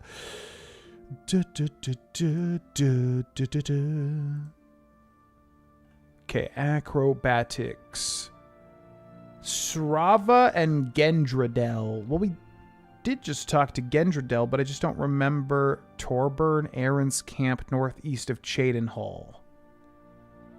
Okay, we'll try Srava just in case. Jabari's house in South Central Leowin. South Central Leowin. We must have done it already. I just have no memory of it. South Central Leowin. Yo, Liam, thanks again for the membership. Ba ba ba. Dark Brotherhood Guild Story and Oblivion is just a longer game than Skyrim. Both are good, but I am definitely biased towards liking Oblivion more. Is Oblivion longer than Skyrim? 5, 6, 7. We did beat like Oblivion in one sitting one day of Maveritt's. We also beat Skyrim a whole bunch of days in one sitting in Maveritt's. Yeah, I think it is, isn't it? Because I think Oblivion did take longer to beat the main storyline. If I remember correctly. Yeah. Okay, is it you? Seems you've blooded your knuckle. Let's see. Let's take a look at the local map. We're looking for, what's their face? South Central. Somewhere around here. Jabari. So directly straightforward. Blah, blah, blah, blah, blah, blah, blah, blah, blah, blah, blah. Blah, blah, blah, blah, blah, blah, blah, blah, blah. Feels too Games of Thronesy and Viking themed. Oblivion feels more worldly. Have pity, sir. I got nothing to... Well, yeah. I mean, it's obviously Nordic, but it's got to be that. You know, obviously. Ba ba ba ba. I like that each town in Oblivion is influenced by the region it borders. It's a really immersive way to design Cyrodiil at the heart of the Empire. Yeah, I was just thinking about that actually right now because I was walking into Leyawiin and seeing all the Khajiit. It's cool that they made that distinction. It was on the live video YouTube started me at the beginning. Oh, gotcha. Well, welcome in, Peter. Hi, Peter. What's up? That name, which has pharmacology in it, but really hard to say otherwise. Yo, adios, Peter. Have a good day. Hey, Peter. Have a good day, Peter. Heavy discrimination, even potential kidnapping or enslavement attempts. Yeah, Morrowind is not a very forward-thinking province. What's your favorite non-playable race in Elder Scrolls? Non-playable race. Well, what? You got like Falmer. You got like goblins, ogres. Trying to think. Drows. Like, what would be like a race that would maybe translate to a playable race? Falmer would probably be the closest. But Falmer were also disgusting. I don't know about my favorite. They would translate well to gameplay, though, if they, you know, I'm sure someone's made a mod. Playable Falmer mod. Have opened outside cities all across Tamriel. I'm Shravan, so keep your dogs away from me. Huh?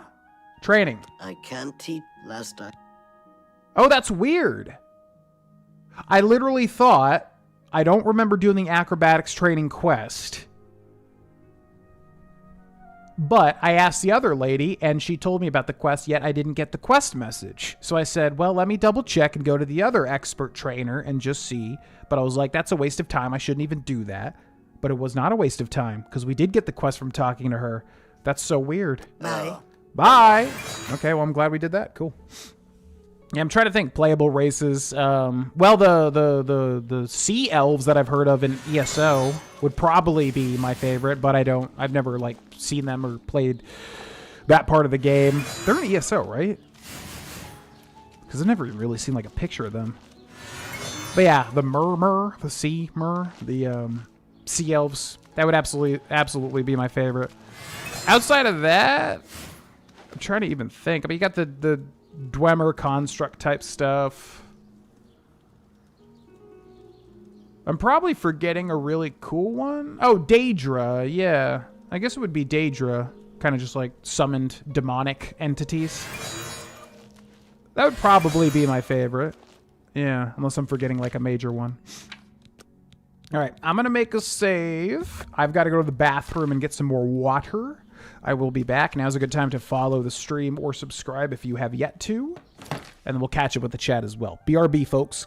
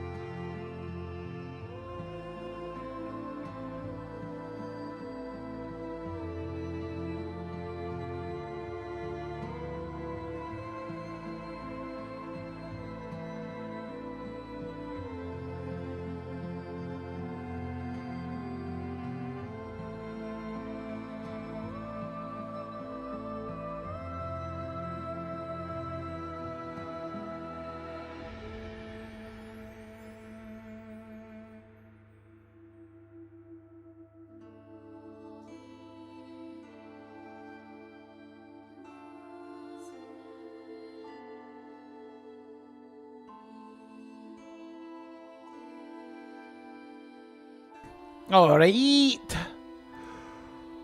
Oh, man, it's so weird streaming again. Yeah, because I'm like, oh, yeah, we got to catch up with the chat. I don't like missing no chat. So what's up, chat?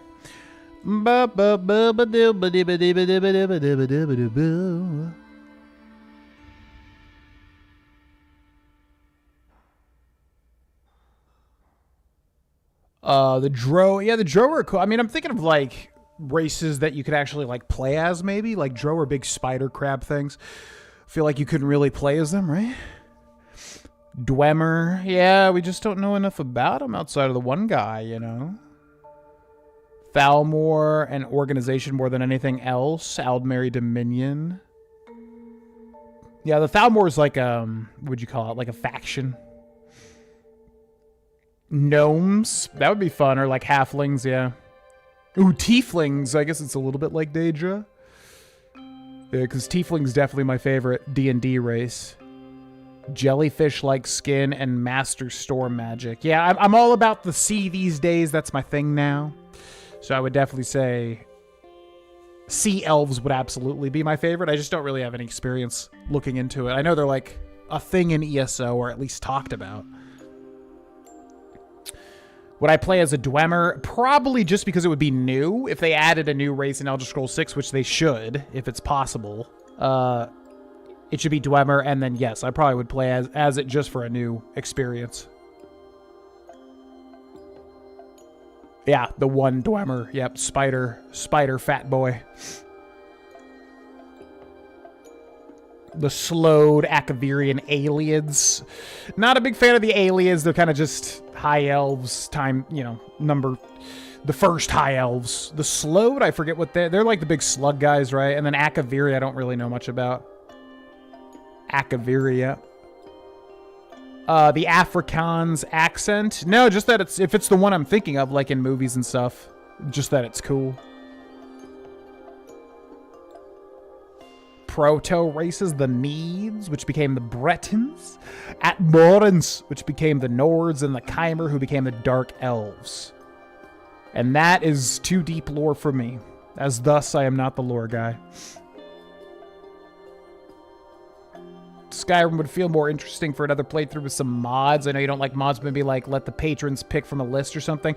I've considered it. I don't know if I want to do another Skyrim or Elder Scrolls or Fallout playthrough as opposed to doing something like big and different. I think it's the easy choice a lot of the time, but at the same time, like I said, there is still stuff I want to do in that area. I just don't want to like sell out by being like, Skyrim playthrough number 100. If there's like a good enough idea, like a modded playthrough, I would do it with a good character in mind. So yeah, that would be a good... I've thought of doing, like a modded playthrough, and probably at least getting guidance from patrons and whoever else, because I don't mod a lot, and I know there's like big lists of everything and Wabbajack and all that stuff. We'll be back. We'll be right back. Sea elves would be cool to see. Yeah, I'm hoping there's a new... race for Elder Scrolls 6. I feel like it's time. Whatever Fallout comes out next, Fallout 5 obviously, and Elder Scrolls 6, I feel like it's time to add something new. So I hope they do it. Yeah, like even a halfling, which I don't typically play halflings in D&D and stuff, but even that would be fun. Claire obscure friendly reminder, I know I plug the Patreon probably more often than I should, but friendly reminder, if you didn't see the announcement, we started Claire Obscure Expedition 33, which has been a major suggested one of the most suggested games people want to see me play. So, if you have $1, it costs $1, and I know, nobody likes when people plug stuff like this. I get it, trust me, but I know there's also people out there that want to see me play Claire Obscure Expedition 33. So, I'll put the link in the chat. If you do have $1, you can sign up for the Patreon, and you can cancel it immediately if you wish, and then just check the pinned post on the Patreon, and you will be able to watch the Claire Obscure Expedition 33 full and blind playthrough, which I've recorded 4 episodes of, and I love it so far. And I know it's going to be one of my favorite games of all time. I can already tell. Especially with the gameplay that is way cooler than I even thought, knowing it was going to be turn-based. But yeah, check it out. The theme song was just in my head for a second. Your camera is shaking. I have a tendency to shake my leg, which only comes back when I stream. Although I just noticed my nose doesn't itch, which always comes back when I stream after a long time. So I'm glad my nose is not itching. I would love to get a Skyrim remaster similar to what they did for Oblivion, so I could experience it again for the first time, kinda. Well, Roger Hunt, I guarantee you they will do that at some point. Given Bethesda's track record of releasing Skyrim 58,000 times, we just have to wait for the amount of time to be enough for them to do it. I would not be surprised if they were literally already working on it. And obviously it's going to get memed on a bit, but yeah, like you, I mean, I would like to experience it in a new light too. Special Edition kind of gets there. It feels pretty fresh still. But yeah, I'm with you. I would like to experience it in like a new way too. Okay, acrobatics done. Light armor we're still working on. Marksman we're still working on. So we got mercantile to find next. Mercantile. Ba ba ba ba ba da da da do do do do do do do do do do do do do do do do. Okay, so Magart, east of Leowin's Great Chapel of Zenithar, northern goods and trade near Coral's South Gate. Okay, let's go to Coral's South Gate. Claire obscure do ba be ba ba ba ba ba ba ba ba ba. Coral's South Gate. Goods and whatever. Claire obscure ba ba he ba boo za ba he ba da da da. Sucks when you have a mod binge that takes 20 hours to play for something like 80 and then just stop playing, but why? The room is starting to look really cool. Yeah, unfortunately, you can't really see like all the cool stuff. There's a lot of cool stuff in here right now. I was trying to find a really good like camera angle so you guys could see everything, because there's really some neat stuff, but we'll figure it out because we're gonna have to paint all the walls too in here eventually. So it'll be a process. Wait, it said Northern Trades and Goods, right? Who am I looking for? Ba pa pa pa pa pa pa. Oh, Seedneus. For some reason, I read a different name. Okay. Seedneus. Yo, thanks, Kez. I mean, it's just gonna be one of those playthroughs that I think is gonna be special, just because obviously everyone loves Claire Obscure, and I don't know anything about it. And I know I'm gonna like it because I grew up on Final Fantasy turn-based stuff. I will never forget your... Oh, thanks so much. Okay, I need to... Wait, what? Let's get to training. This person cannot... Yes, some of these are like glitched because she has no training dialogue. That's so weird.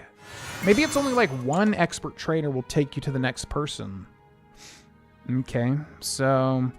Magart, east of Leowin's Great Chapel of Zenithar. So we need to go Leowin now. Yeah, because she should give me the mercantile training, unless we already did that one. I don't know. It's confusing. They could totally explore another continent with tons of new races at any given release entry. I don't think that's going to be 6. I mean, I guess nothing's confirmed yet, but I think it's like soft confirmed, right? That it is going to be Hammerfell and High Rock, at least that area, the Iliac Bay. So then we'd probably have to wait till 7, you know, when I'm 99 years old. At that point, yeah, they probably should branch out. I mean, Bethesda and Elder Scrolls and Fallout, everything feels kind of very, close to the chest at this point, you know? So I think what would take to refresh it, unless Elder Scrolls 6 is just, like, obviously massively successful, which it will be, like, financially, but I mean, like, you know, how much people like it and everything. Yeah, I agree. They should branch out. They should go to a different continent. They should do, you know, the Westeros thing, where they should go to east of Essos. That would be a good idea. Okay, is it you? Yeah, it is you. Good to see you. Hey, what's up? Pleasure to... So, oh, we must have done it already. Hey, Leowin's... Be seeing you. What is the Mercantile Master Quest? Paloneria? Divine Elegance in the Imperial City Market District. I don't even remember talking to that person. So maybe we have to go to this specific person. Kafiz, Dunbarrow Cove. Oh, because...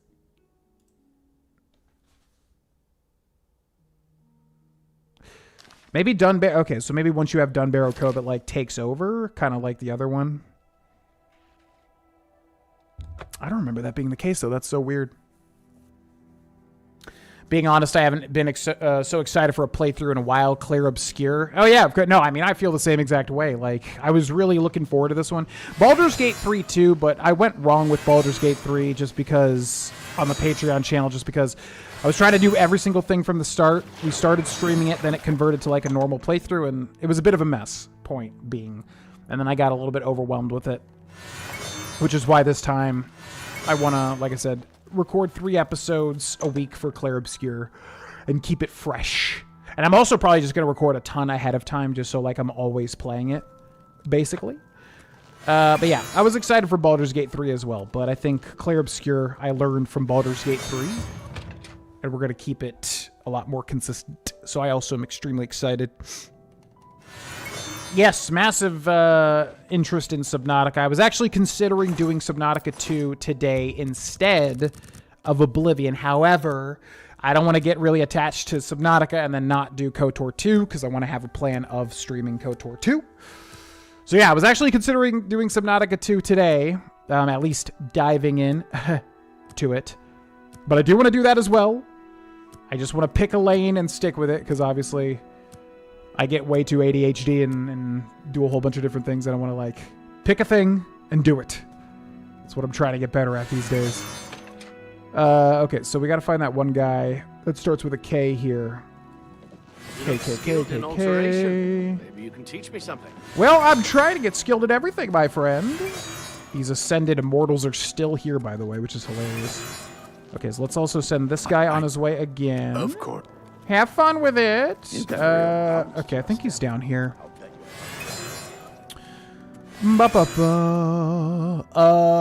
DiCaprio and Blood Diamond. Yeah, that's exactly what I was thinking of. That accent. Yep, and then also District 13 or whatever that movie is, which messed me up as a kid. I hate, like, people losing their identity and stuff. That movie really messed with me. Same thing with Dragon Ball Z, where Goku mixes bodies with Captain Ginyu. That stuff really F's with my head, where your identity is just stolen, you know? It's really messed up. Well. Okay, so invest. Why can I not train? You've got a lot to learn. I really don't remember doing the Mercantile Master Training quest. I mean, I guess we can go check the one, like the Master Trainer, but none of them are giving me a recommendation, which is super weird. Clair Obscure, Ocean Sea stuff being your thing now. The Subnautica series would be a fun experience. Yeah, I really want to do it. I don't know. Does anybody know how long the early access is? Like how much content currently exists? Because I'm very blind to it. What's up, PL Kodiak? Welcome in. Doing well, doing well. Rarely type in the chat. Well, hope you've been well. Welcome to the stream. All right, let's just go directly to the Master Trainer. I don't know what's happening with this.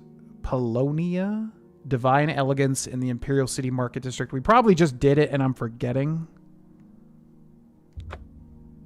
Why do I have no memory for this? Bizarre. Yeah, exactly, Traytera. And they should do it. I know they're not going to do it for 6, but they should do it for 7. I don't know. The timeline's weird now, though. We'll see what happens with Bethesda. When whatever comes out, comes out. Still waiting. Still waiting. I say it every stream, but like, my God. We know they like money. There were very easy routes. Even if it's just remastering Fallout 3 or New Vegas.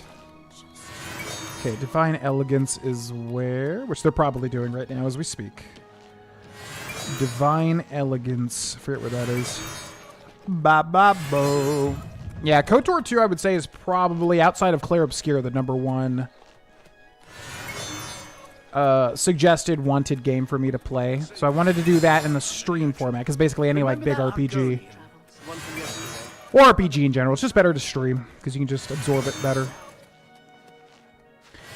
But then in Clair Obscure, I wanted to record, because I knew I would rather record that. Divine elegance! There it is! Divine elegance! Oh. Yes, Face Off. Yeah, exactly. Which we live streamed watching, actually, on a movie night, funnily enough. I love that movie. I grew up with that movie. But yeah, same thing. Losing your identity. Oh my god, getting gaslit to, like, lose your identity. That's so messed up. That movie is genuinely messed up, too. There's a specific scene I'm thinking about that I guess Nick Cage as John Travolta does. He does a thing which is super duper messed up. Anyways, hi. Good day. Train me?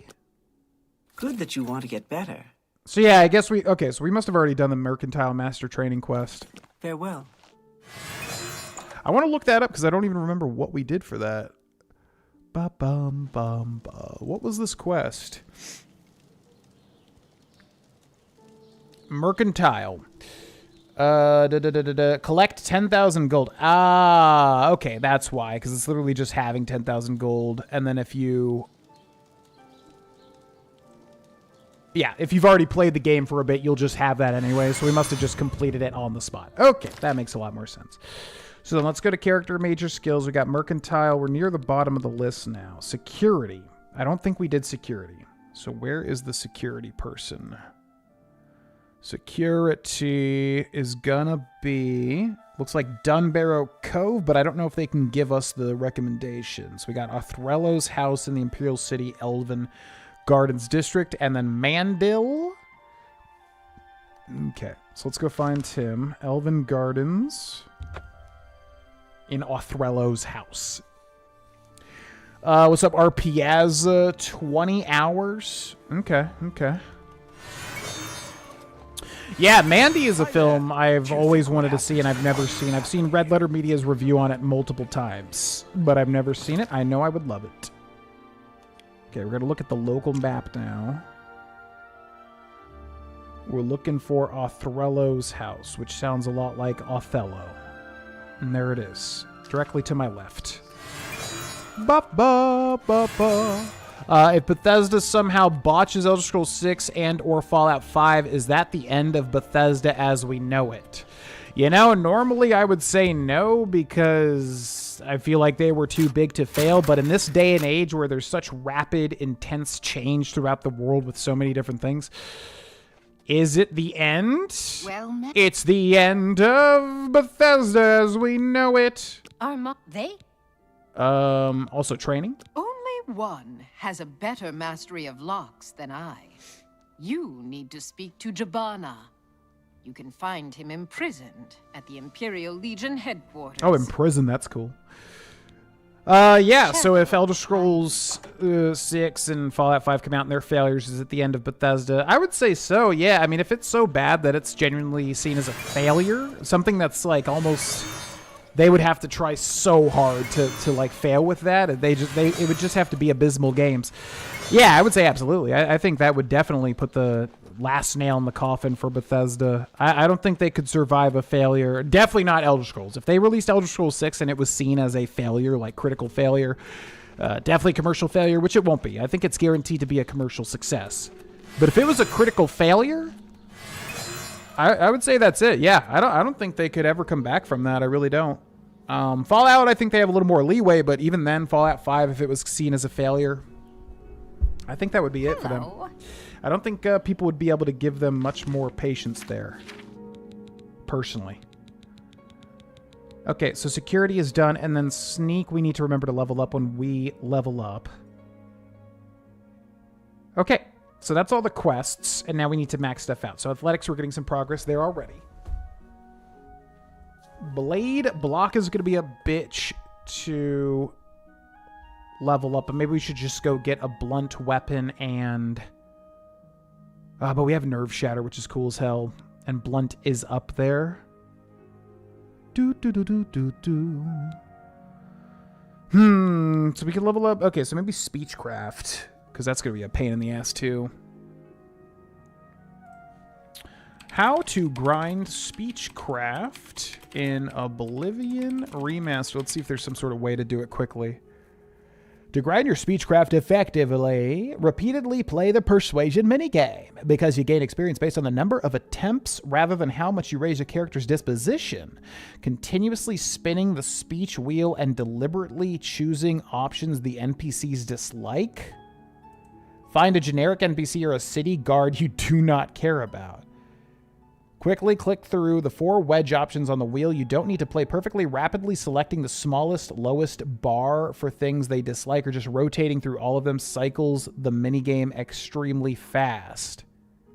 They may refuse to talk or attack you when the conversation ends. Use a bribe or pick a few favorable options to restore their disposition roughly to 50, then continue the cycle. Okay, I am glad, because I did not want to do this naturally, because it's a pain.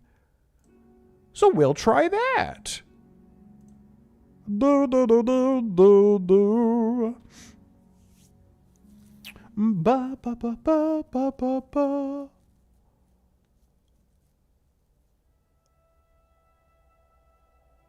No, I would say, no, KOTOR 2 won the poll for what people want to see next for streaming. It won it over Subnautica 2. Yeah, Face Off's a great, like, early, I guess, late 90s cheesy film. A little bit cheesy. Gone in 60 Seconds. Never seen it. Never seen Con Air 2. Honestly, I'm probably a little sheltered when it comes to Nick Cage movies, as much of a film buff as I think that I am. Surprisingly. Now, let's go find a guard and have my ass cheeks alert him because I just have too much cake. Hello? What can I do for you? I need you to listen to my babbling Go ahead. forever. Okay, so once we start, I guess I'm not free rotating. I'm just like Where'd choosing you get these. It's good of you to say so. It's good of you to say that. You're too. That I like you too. I doubt it. You like me too? I like. Oh. It's good of you to say so. There's not really a way to do this You're without too like actually observing it, I guess. Mandy is definitely worth a watch. I've always, I like really stylized movies. I doubt if they're well done, obviously, and I know Mandy is specifically very stylized. Thank you. I don't. How nice. Is this like not increasing my persuasion at all? It's good of you to say. Thank you. So he said choose the ones they don't like. So let's see. It's these two over here. I doubt it. It's good of you to say that. I think that's really talk. I think that's great. I talk that. How nice. I don't think. Move along. Did that not increase? Oh, it did. Oh, Speechcraft increased to 60. Okay, so you got to exit to see what it did. Okay, so I need to see like how fast this is going. Speechcraft is at 60, and it's about 1/4 full to 61. Okay. Most unhinged performance ever, really. The Rock with Sean Connery. I've never even heard of that film. The cats are currently staying with my mom and stepdad while we paint, and then we're going to introduce the cats to the house, basically. Microtransaction stuff. Was that for Elder Scrolls? What's up, D Mars? Been well. Oh, wow. Everybody loves Gone in 60 Seconds. I've always heard of it. I don't really know anything about it, though, to be honest. Maybe I should give it a shot. What? Okay, so let's just spam this haphazardly. It's good of you just. I doubt that. It's good of you to say. Oh, that. How nice. I doubt. You're too cut. How nice. I don't know if we get too low, if that like actually hurts us or not. Thank you. Because we're getting low, but then we're getting like a bunch of bonuses. Oh, that. Thank you. You're too cut. Oh, that. It's good of you to say. You're too. Okay, now if I leave, keep moving. Scott. No persuasion upgrade, which sucks. Okay, so if we go to Speechcraft.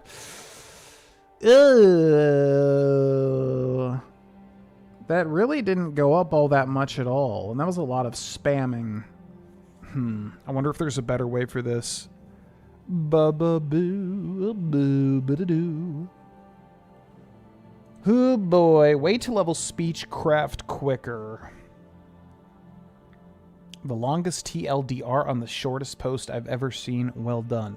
Start a persuasion minigame with someone, chat them up for positive disposition, then deliberately start saying things that get them mad. Then chat them up to make them happy, then piss them off again. Get their disposition too high, maxed out, and you're locked out of the minigame. Get up to around 70 and then make them mad. It goes faster if you're bribing them, but you can avoid that to save gold. Okay, so you have to get them to about 70 and then reduce them again. Rinse and repeat. Make it quick. Okay, so yeah, because this doesn't seem fast because you have to actually like pay attention to stuff. So you hate these two. Bam, bam, bam, bam. You're too kind. Bam, bam, bam, bam. Nice. Bam, bam, bam, bam. Bam, bam, bam, bam. So now he's up to 70. So now we deliberately make him mad. So we go bam, bam. That's cute. Bam, bam. Nice. Bam, bam, bam, bam. It's good of you to say. That's cute. I like you. It's good of you to say that. That's cute. Thank you. I doubt it. Yeah, it's like hard to even like reduce them. I think we have to do like this and this. I doubt it. This and this. That's great. This. I doubt it. This. Where'd you get that? This. Talk tough to me. That. You're too kind. This always throws me off because they talk the whole time you're doing this, and I'm trying to like concentrate, and it just constantly like changes my attention. You're too kind. Okay. I don't. Thank you. How nice. Thank you. You're too kind. So let's leave. There should be at least Farewell, one. citizen. Speechcraft increased to 61. Oh god, this one's gonna be a nightmare. I'm trying to even think if there's like a better way to do this. Is that really the best way?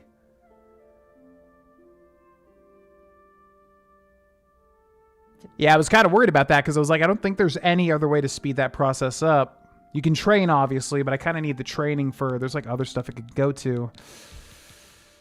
Oof. No better way to increase persuade or speechcraft faster than that, huh? The Rock is about... Oh, I have heard of this. Yeah, I feel like there's been a lot of discussion lately about this film because I've seen it pop up a bunch.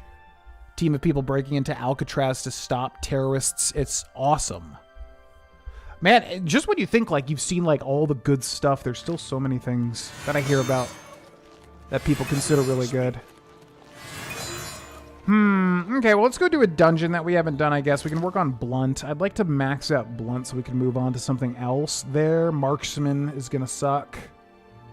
Because we've got this cracked wood cave. Let's go clear that out. Everyone swears to this day The Rock is actually a 007 movie? Yeah, I don't really know anything about it outside of hearing about it recently. I've seen it pop up because I remember thinking to myself, it just sounds like a biopic about Dwayne Johnson, you know?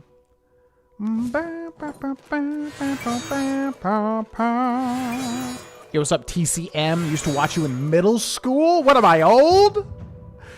As a new journeyman of illusion, you know what it is and is not real, and how to fool the minds of your opponents. You can now cast journeyman level illusion spells. All right, that was quick. So let's grab Cracked Wood Cave, and we're going to go make a level 50 illusion spell now. Yeah, luckily these are kind of fast.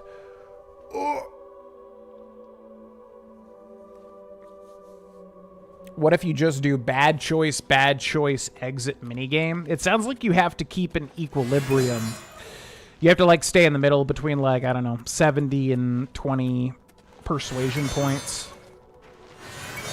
So it sucks because you have to actually, like, focus. I wonder if there's a better way to do it. Maybe if you just, like, run from guard to guard and just, like, spam leave and then just go to all the different guards. There's got to be, like, just some more efficient way, though. But it's virtually a worthless skill in Oblivion, so it sucks to max it.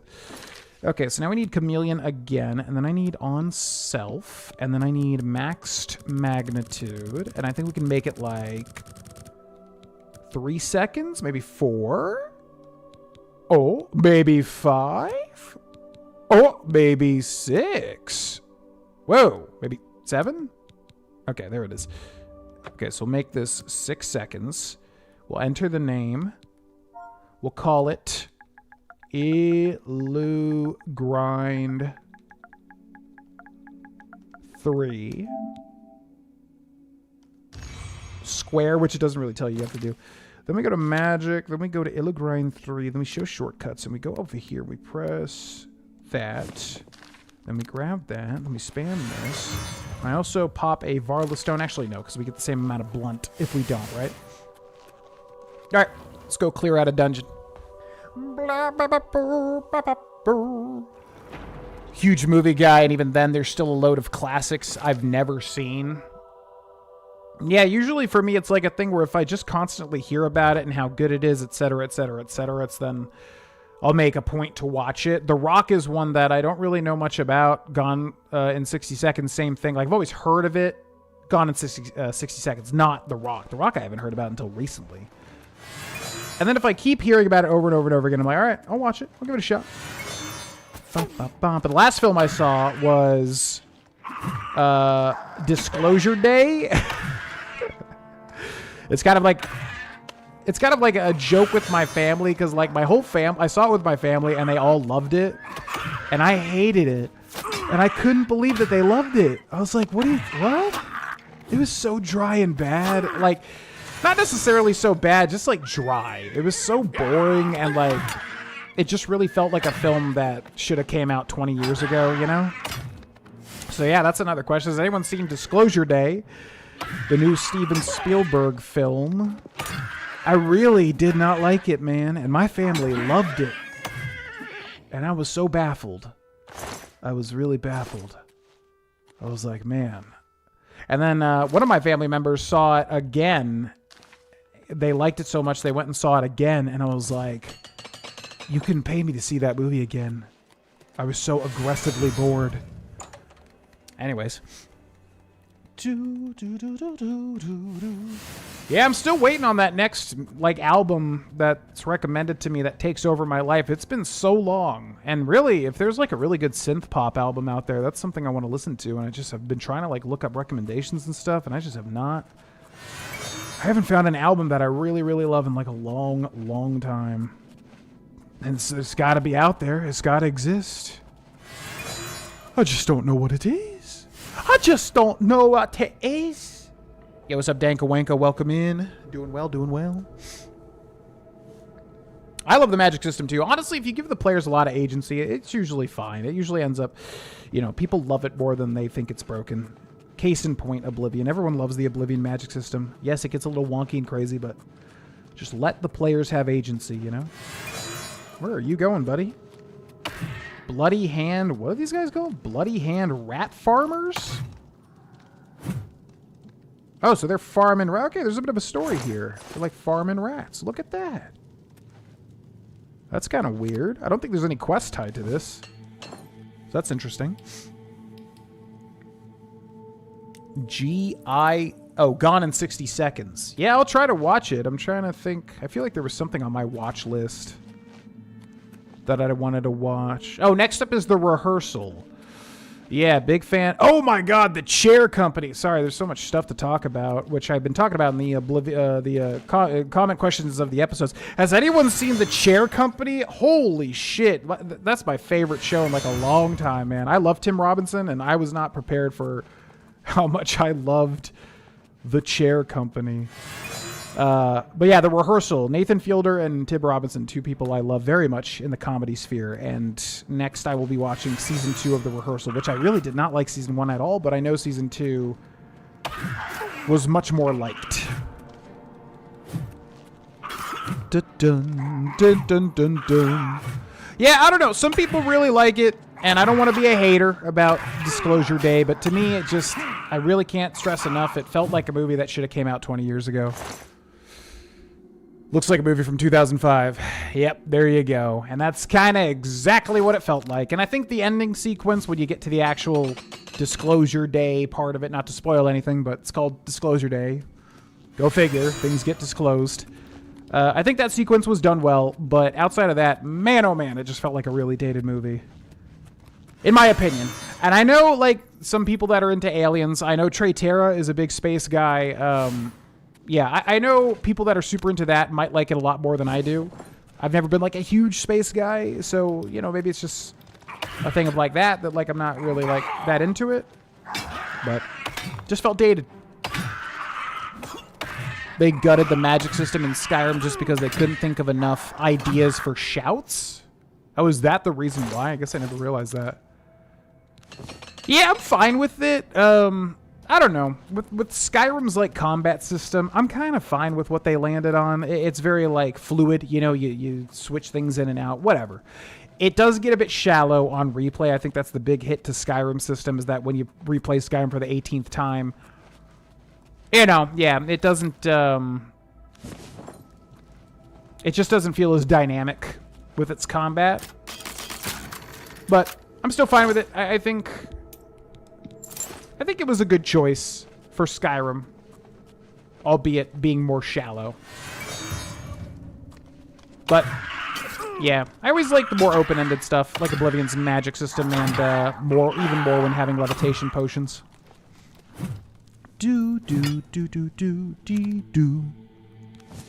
Movie soundtracks. Yeah, I know, like, Trent Reznor from Nine Inch Nails, he, like, scores, like, every single film these days? Sometimes. I'm really particular about that. Like, I can appreciate scores of films and stuff like that, but, like, I don't know. It has to be something that's, like, really memorable, and I think a lot of scores are meant to be kind of in the background while you're playing a game or watching a film or something. So some of them, obviously, you know, like the Inception, stuff like that, you know, it stands out. But I don't know. I'm particular about movie like scores because a lot of them are, I guess, I find a little bit too atmospheric to be memorable, if that makes sense.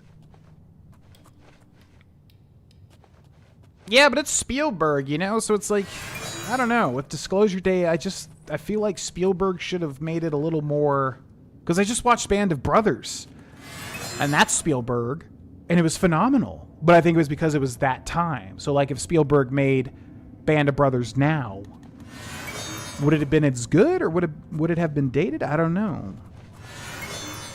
I think that was a big part of it. It was like, wow, this was made by Spielberg? This feels so just, like, old. But not in a way where Spielberg feels like he was making something contemporary, more like dated, and a bit out of touch. But that's my take on it. I don't know. Yeah, that's just my opinion. I know it's a bit mixed. I know some people do like it a lot, but I don't know. Outside of that ending sequence, I was so bored. It was such a boring movie, ultimately. What's up? Free? Yep, should be coming down the pipeline any day now.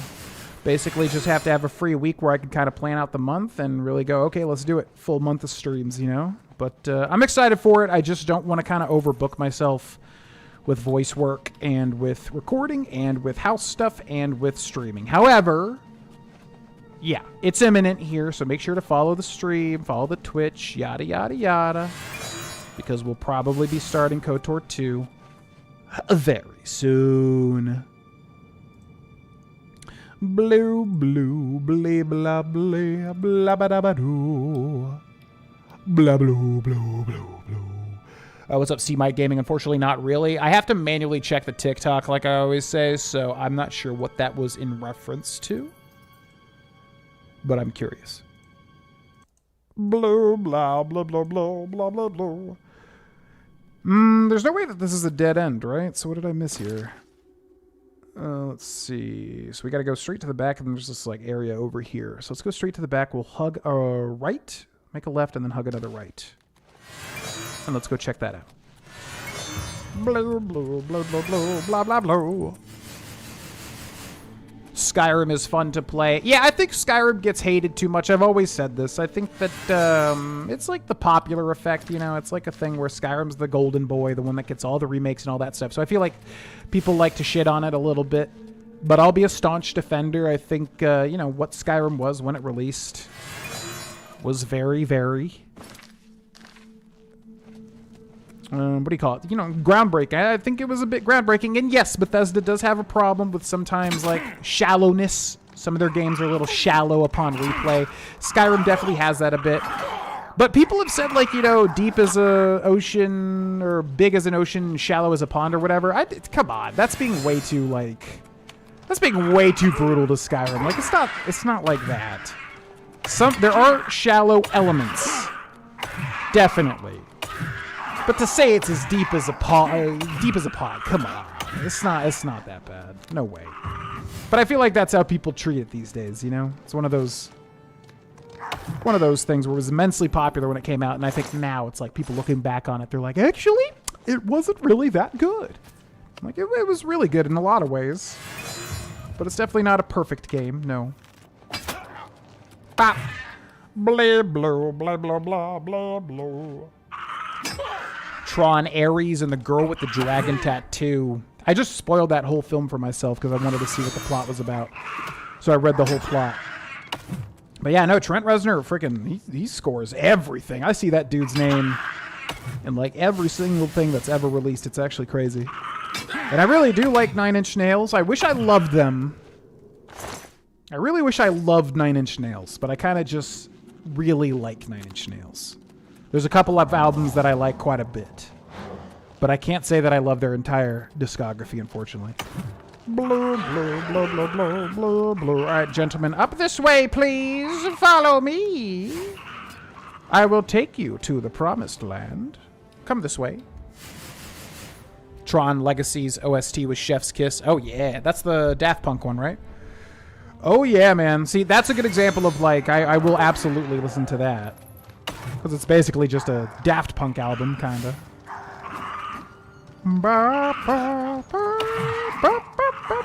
What's happening to my magic? Why is it not, like, regenerating? Alright. Let's get some block and blunt. Blue, blue, blah, blah, blah, blue, blue. I'm gonna bash you in your brain. I'm gonna. Talk about bloody hand, more like bloody head. With my big old bashing nerve shatter.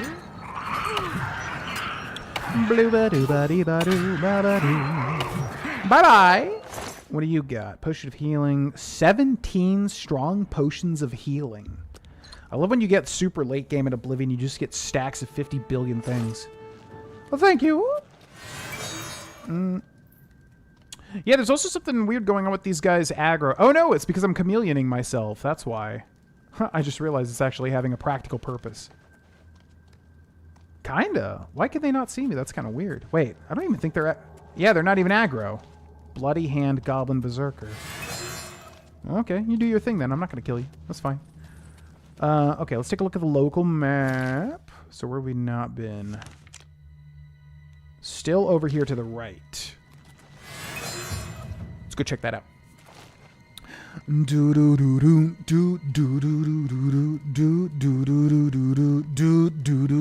Yeah, keeping it step. I love. That's one of those songs that I can listen to literally a million times and seriously never get sick of it. And that's rare, man. A lot of stuff I'll burn through, and then I'll have to take breaks from before I listen to it again.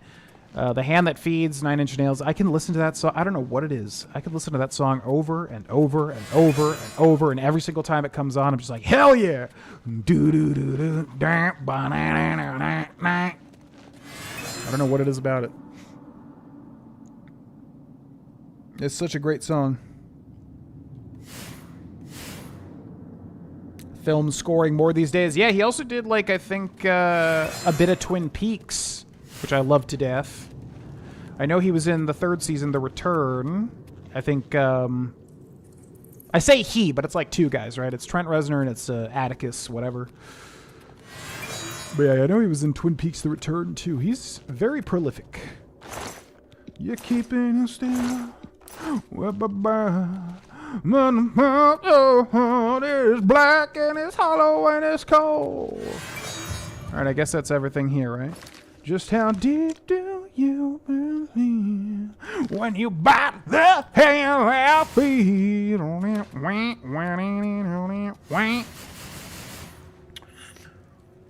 Twitch karaoke nights? Well, folks, I'll tell you this firsthand. If we can make a return to streaming... Like, here's the thing, right? With the streaming and everything. I don't want to be that guy that holds on to streaming and just like, I can make it work. Like, I've already been through that phase. That's done. If there's no way to kind of reinvigorate the streams and everything, then that's okay. I've made peace with it. That's fine. But as I've always said, if there is a way to do it, I'm down for it. I mean, the only challenge these days is just balancing the voice work with it. I definitely want to pursue a voice acting career. Seriously, and I don't want to like get sidetracked by streaming and YouTube because I've done it for a long time. I'm at the point in my life where, you know, it's time for a new thing.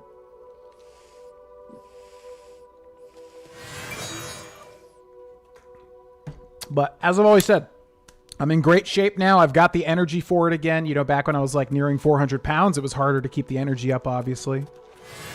Much more of a challenge. Ooh, an Oblivion Gate. That would be good. Do we have that one? Oh, perfect. Yeah, I'll do that. Can't why? There's nothing nearby me. I hate when it does this. It's gaslights you. There's nothing nearby me. So anyways, yeah, I was thinking about even bringing back Fiesta Fridays. You know, thanks for the sub on YouTube. I was even thinking about bringing back Fiesta Fridays, basically getting a 6-pack of beer, drinking it on Fridays, playing something new and different that we're not playing throughout the rest of the week. I mean, to be honest, it really does sound like a lot of fun. As usual, the only thing is I don't currently drink, so it would suck reincorporating those calories. Because, yeah,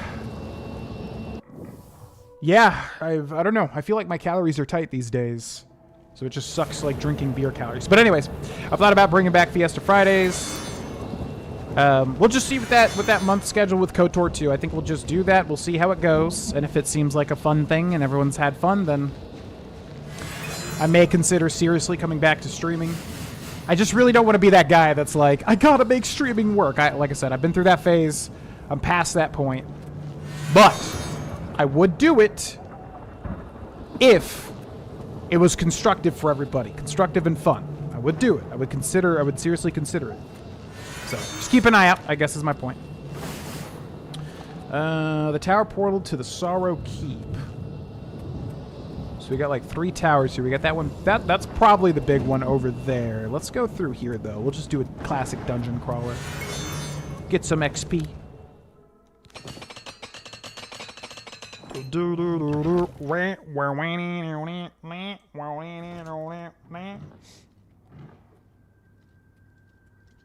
Just opened my first Marvel packs on Arena onto the dailies. Oh man, I've been out of that game for so long. That was part of the reason why like I stopped playing Magic the Gathering Arenas, because I noticed like even when I opened packs, I just never really cared. It didn't have that like kind of Hearthstone feeling to me, where I was really excited to open packs. Like, I even feel that more so for Pokemon TCG Pocket, even though I don't think that's a particularly great game. Hit me.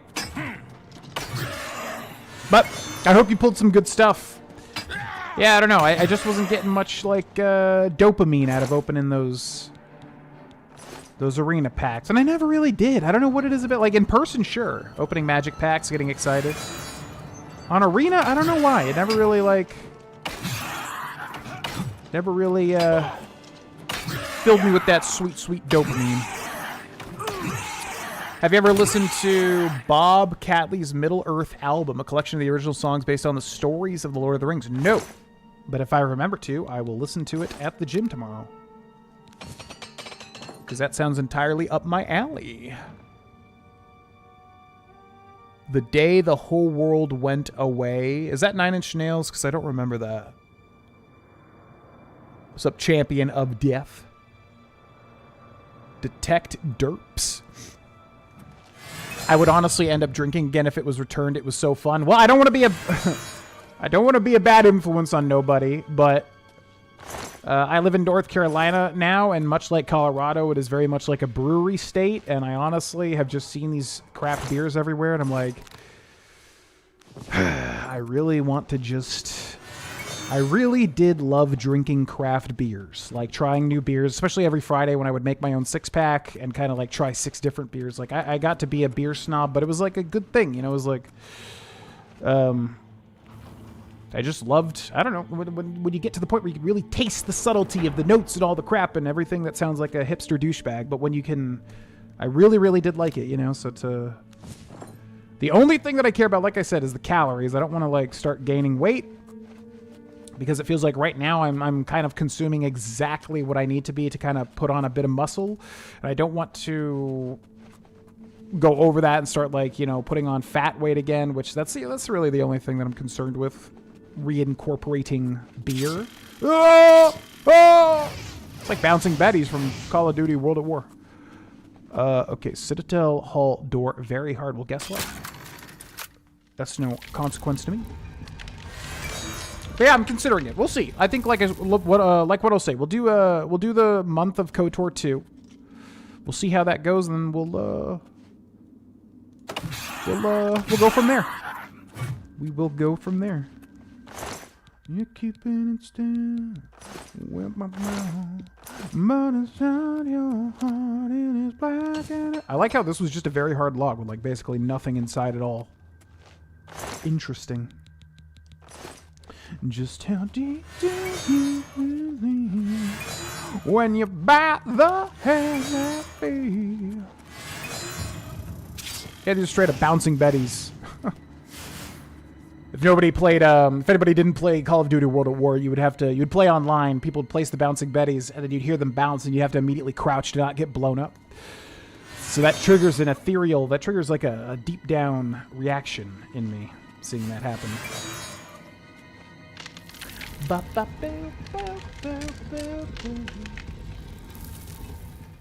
Yeah, no expectation, which the last time I streamed for a bit, I mentioned meditating, and I have still meditated every single day for 10 minutes at least, and that helps you get there a lot quicker. The no expectation, the being in the moment, that sort of stuff. I think I've come to the conclusion, like, streaming will never be fixed for me. I think I'll always kind of butt heads with it. It's just, I think it's me and overthinking. It really is just, it boils down to that. I just get into my head a lot and overthink a lot of things and yada, yada, yada, blah, blah, blah. But meditation helps you just be comfortable with it, you know? I guess is the point of it. It helps you kind of recognize your faults but be okay with them, as opposed to recognizing your faults and then combating them and trying to... being hard on yourself for having faults and wanting to change and all that. Like meditation, you just kind of understand, oh, I need to kind of just acceptance, you know. That's what I've gotten out of it anyways.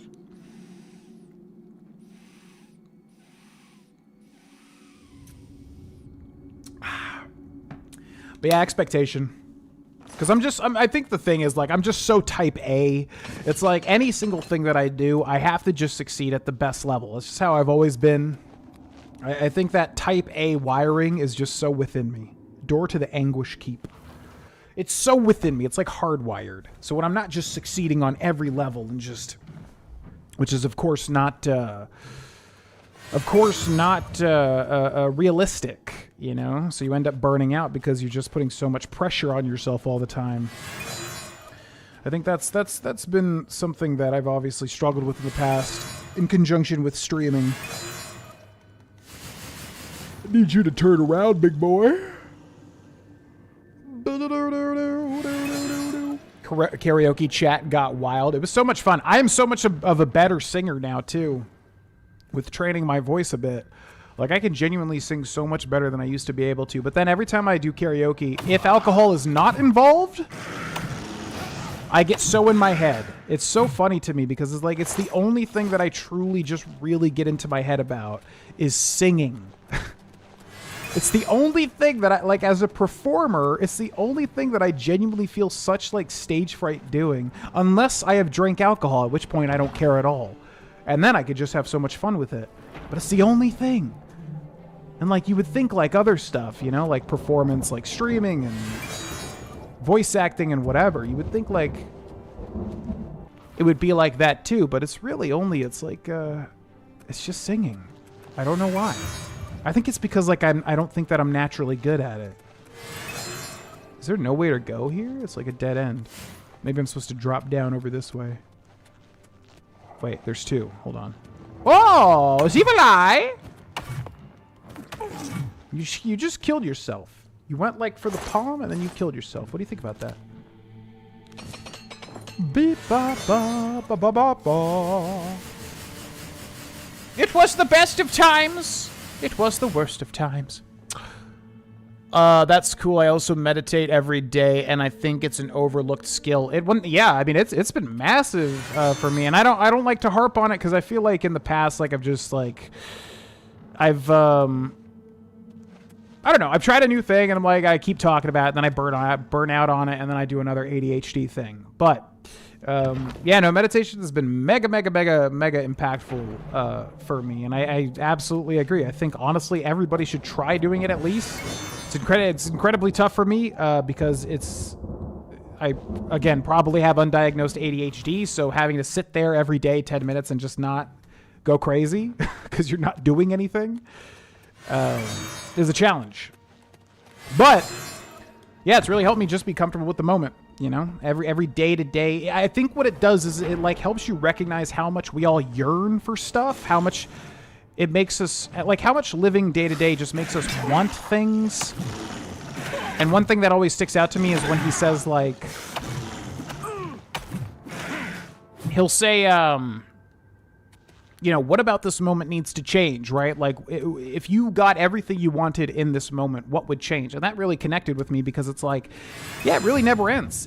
So let's say, oh, I want a lot of money, right? Okay, well, now you have all that money. So now what? Your brain's still going to jump to the next thing of like, well, now I want this thing. Now it's the next thing that I want. Oh, I have $1 million. Okay, but this guy over here has $3 million. Now I want $3 million, and it never ends. The wanting, the yearning, the never being okay with the moment. And I think that was the big thing for me with meditating, was just like realizing, just being comfortable with existing. Like, that's it. That's it. Just being alive and having that be enough. That was what clicked for me. But I think there's a lot to pull from meditating. Even just calming your brain, you know. Anyways, it's been very, very positive. Yeah. But obviously not everyone's going to be into it. And I try not to be pushy about stuff.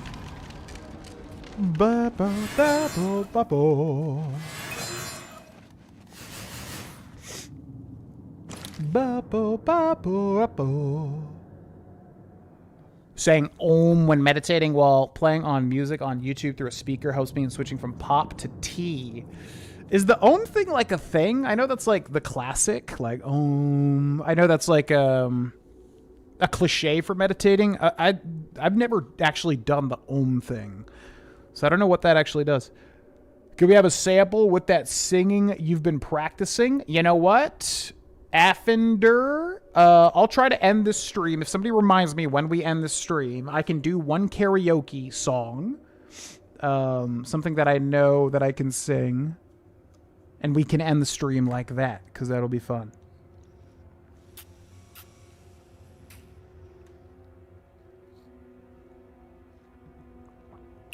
Yeah, thank you, Trey. Yeah, I'm super type A. It really, it boils down to that. I think, you know, I always have to be working towards a goal. I always have to be succeeding. I always have to be, whatever, just working towards a goal. I would really boil it down to that. Even this stream, I'm not just playing Oblivion, like I'm wanting to level up all these skills, right? I'm trying to be efficient while I'm doing it. I'm trying to go through this Oblivion Tower, and I'm trying to remember to constantly cast this so that my mysticism or whatever it is goes up. That's exactly how I am. It's like I have to be working towards something. I don't know what that means psychologically or whatever, but that's what it is, man. That's what it is. And so when you're like that, it's kind of hard to be in the moment sometimes. You know what I mean? It's kind of hard to just enjoy the ride because you're trying to improve a skill or do something, you know? I'm glad, Ranger. Different ways to meditate. You can do active meditation too while you do an activity like the dishes. Oh yeah, totally.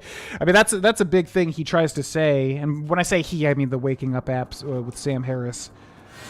That's a big thing too, is that when people sit down to meditate, you know, they try to, a lot of the time they're new to it and they think, oh, now I am meditating. But no, in reality, like what you're doing is you're just training yourself to be in that state at all times, basically. Like, if you're driving and you experience a lot of road rage, well, then you can tap into the meditation to be like, okay, well, I'm about to like overreact. I'm not going to do that. I'm going to be aware of the rage of road rage in me. Be aware of it. Get ahead of it. Not let the emotion jump into me and take control of me, right? So yeah, exactly. Like I try to do it all the time, especially like in the midst of an argument or something. Try to tap into, well, okay, so I'm feeling these roiling emotions, right? But logically, I'm going to chill the hell out. I'm going to try to respond more rationally. So yeah, it's had massive positive effects. I like I said, I try not to talk about any of this stuff like too much just because I know people that don't have any interest in it are like, oh my god, shut the hell up. I'm not going to meditate. And I get that. I understand that. But it has, yeah, it's had a lot of positive stuff. Positive impacts. Gratitude, yeah, which is a major part of meditation too. There's like gratitude meditation. There's metta, love and kindness meditation, where you focus on the empathy and connecting with the people that you love and wanting to be your best self so that everyone lives a better life and that sort of stuff too. I haven't gotten like too meta with all of it. Meta with the meta and other styles of meditation, but there's a lot of different routes you could take. Basically, it's like an RPG skill tree, you know. Ba ba ba ba ba ba.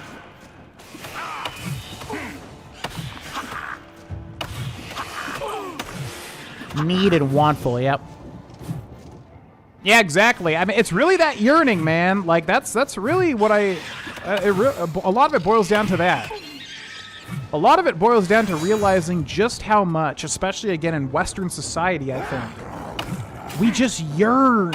It's the yearning. It's like nothing's ever good. Oh, I got this promotion, but now my friend has a better job than I do. I want his promotion. It's just that yearning that I don't know. It kind of awakened my eyes to that. Like, I think when you train your brain to be comfortable in every waking moment, and when you get better at that, you realize just how much it is enough to just be existing and alive and feeling. Man, I go out into our porch and I just sit there every morning and meditate for 10 minutes with my coffee, and just to feel the wind on my skin, just to feel that. I know this sounds so lame, but it really is just like, what a gift to just feel that. Just to feel the pleasantness of the wind on my skin. Like, and in that moment, I truly, like, don't need anything else. That's it. It boils down to that. That's all that I need. And I would just quantify it as that. It's recognizing that, you know? And it's very nice, and it's very pleasant, and that's why I'm talking about it. All right, I guess this was a false tower, so I think we need to go find a different one. But we're getting a lot of experience, so that's good. That's very good. The Wastes of Oblivion. Anyways, I digress. Ba, ba, ba, ba, ba, ba.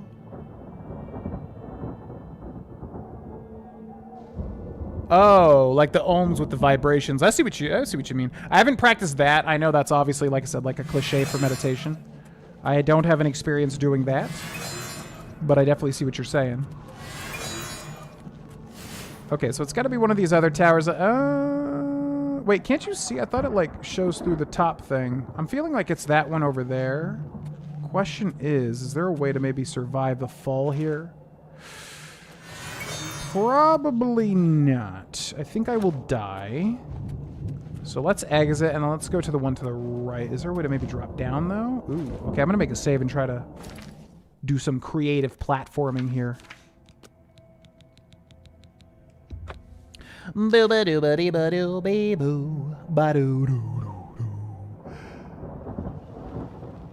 Living in North Carolina now too, GV. Ooh, how do you like it? I love it. We both love it. It's like, honestly, I think the perfect state we could have moved to. And it's so big, too. There's so much stuff to explore. What's up, Greed? Hey, GV, who's your favorite Oblivion prince? Mine is Dagon. We talked about this earlier. I would say my favorite prince is Sheogorath. It's the boring but truthful answer. He's just the most fun. What can I say? Oh, man, we took, like, no damage from this. Hell yeah. Oh, God, we're going to die here, though. Whoa, we have so much HP. Oh, my God. Wow, that would be like an insta-death, like, at any other point in the game. Okay, cool. All right, let's go to this tower over here. Man, oh, man, I can't believe how little damage that did to me. That's nuts. Yeah, needs and wants. And obviously, you know, it's tricky. You can't just be like, I am above needs and wants now. I have no needs and wants. It doesn't really work like that. Like, I think you might be able to get there. I guess that's what enlightenment is, right? Like nirvana is that. But the vast majority of us, you know, you'd have to work towards that for a very long time to truly get there. But it helps to be aware of it. And that's big. Really healthy, not lame. I don't like being preachy. I think a lot of, like, I look back, I reflect on all the streams I've done, and I feel like a lot of the time in the past I've been, like, preachy, or, like, I've gotten obsessed with a new thing, and I talk about it to no end. It's, like, my hyper fixation for a while. So I try to avoid that, because it's, like, these days, if I talk about something like this, I want to, like, make sure I really, truly mean it, and I'm not just, like, being any level of performative, that sort of thing. So yeah, that's where I'm coming from, is like, it has been extremely helpful, and I want to make sure that I talk about it in a very, like, organic, real way, just in case that one person listens and goes, okay, you know what, I'll try this thing, and then a year from now, their life is positively impacted, you know? So I don't know, I guess that's what it is. Like, I'm trying not to be preachy in this day and age with my content. Because Cindy can tell you, I'm like, man, Cindy, I think if you meditated along with me, not like literally at the same time, but like, you know, if you did what I did, I think it would have like massive positive impacts in the way that it had for me. But I know in that instance, I'm being like, nobody likes the person that's like, hey, this thing positively affected me. Now you need to do it. Like, nobody likes that, obviously. But it also sucks because it's like, man, it has had a positive impact on me. And of course, if it would on my loved ones too, I would love for them to experience that too. But you can't be preachy and yada, yada, yada. So it's a tricky balance, I guess. Yeah, I know. Door to Rending Halls. Okay, I think it's this way.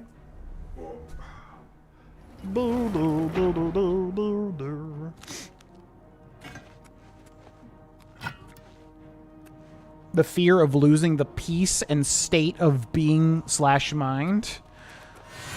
Well, yeah, I mean, I can tell you, I think everybody experiences fear, of course, in their lives to a varying degree. And I can tell you, like, whenever I'm fearful about something, you know, starting a family here as quick as we possibly can obviously comes with a lot of financial burden, and worrying about the financial side of things, and like, you know, are we going to be okay, especially in this climate and economic climate and all that. You know, there's a lot of fear for me there, right? Like, because having a family in 2026, man, if you're not making like a shit ton of money, it's worrisome, right? The economy, I'm not an economist, but as far as I understand, is in a very bad place right now. So it's like starting a family at that point can elicit fear. So with the meditation, you know, I try to just remember, like, what's the point of holding on to all that fear? It doesn't matter, right? Like, life's going to go on, and you can just do your best in the moment and blah, blah, blah. That's where I try to go, is even like what you described, like having fear of losing that state of mind.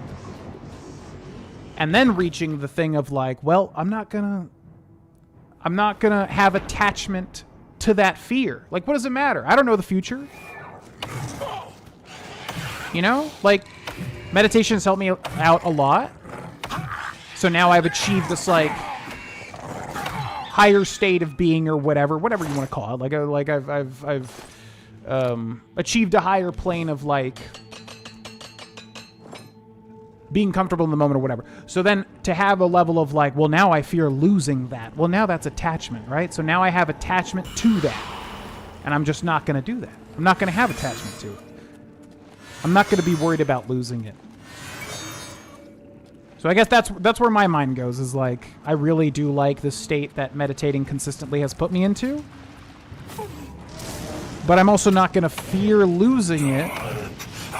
And in that, it makes it stronger. You know what I mean? Like, I'm trying to explain this, but I don't know. It's kind of like that. It's just helped a lot with fear, I guess, is what I'm trying to say ultimately. Like, it's really dialed down on the amount of fear for certain things. And like attachment, it's because of that. Like, it's because of the attachment. Oh no, what if I lose this? Oh no, what if I lose this? Oh no, what if I lose that? What if this goes wrong? What if this? Blah, blah, blah, blah, blah, blah, blah, blah. It's just helped me to like, I don't know. So what, right? Life goes on. Okay, we're actually in danger of dying here, so I gotta be careful now. Let's do some greater resto. Sparta Galix area myself. That's near South Carolina, isn't it?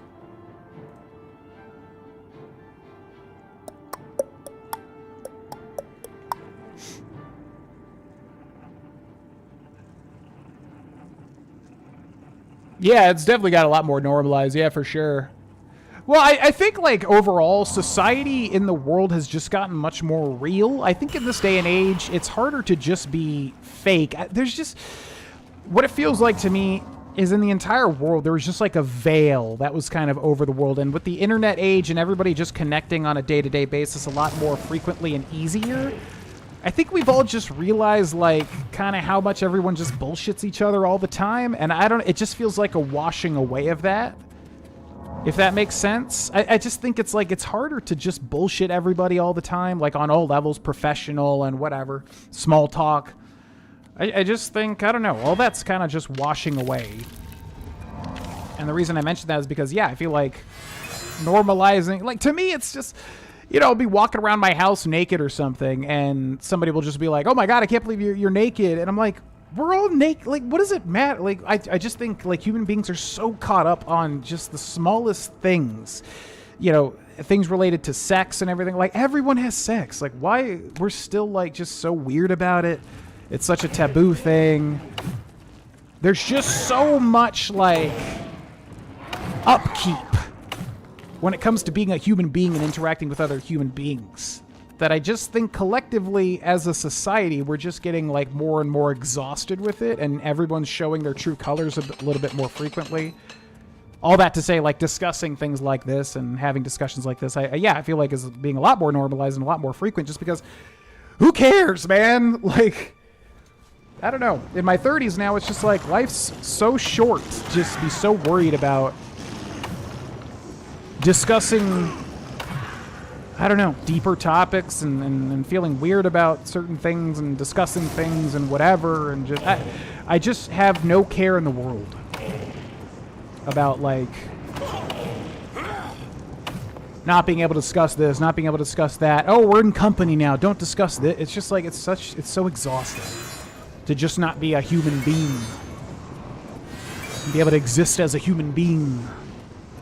I don't know if any of this makes sense, but hopefully at least a little.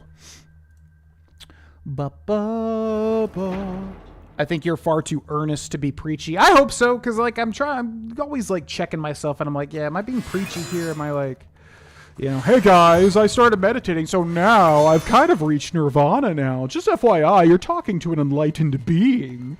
I'm kind of always keeping myself in check, because, yeah, like, earnest discussion is very important to me, right? So it's like, I don't know. I just want to make sure that's being objectively discussed.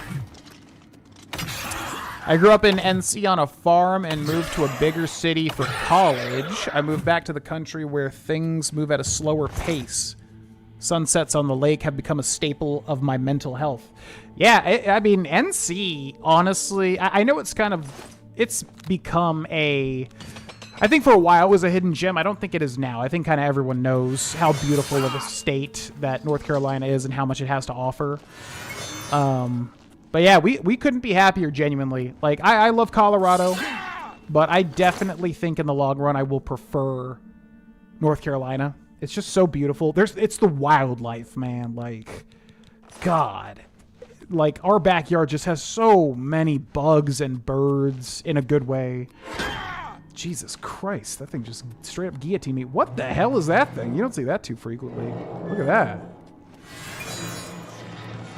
Yeah, it's really just the wildlife, man. Like, NC is so beautiful with wildlife.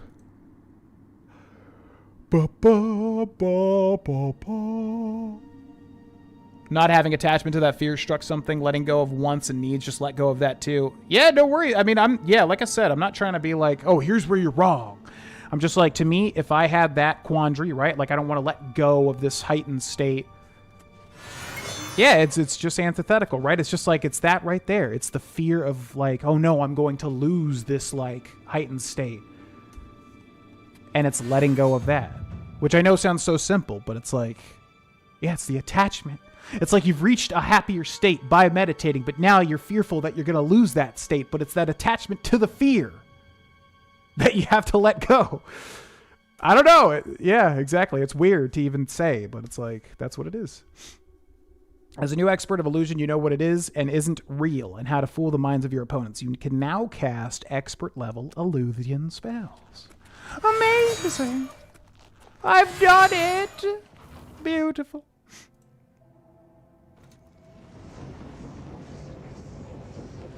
You lost it, sadly? Really? Like, I'm curious. Obviously, I don't want to pry into anyone's personal lives, but I'm curious how you lost it. I don't even know if it's something you can, like, permanently lose or anything like that. You know what I mean? It's just, like, it's a process. It's a skill. Meditating is like any other thing that you're just practicing. You're just slowly but surely getting better. And ultimately, if I had to say what it is, like, letting go. Letting go. Freaking, it's just, what's it called? Dead money. The hardest part isn't, whatever he says at the end. The hardest part isn't keeping it. It's letting go. It's like that. Can't believe I didn't consider that perspective. Hey, man, none of the stuff's easy. You know, all I'm saying is, like, what's been my experience. None of it's easy.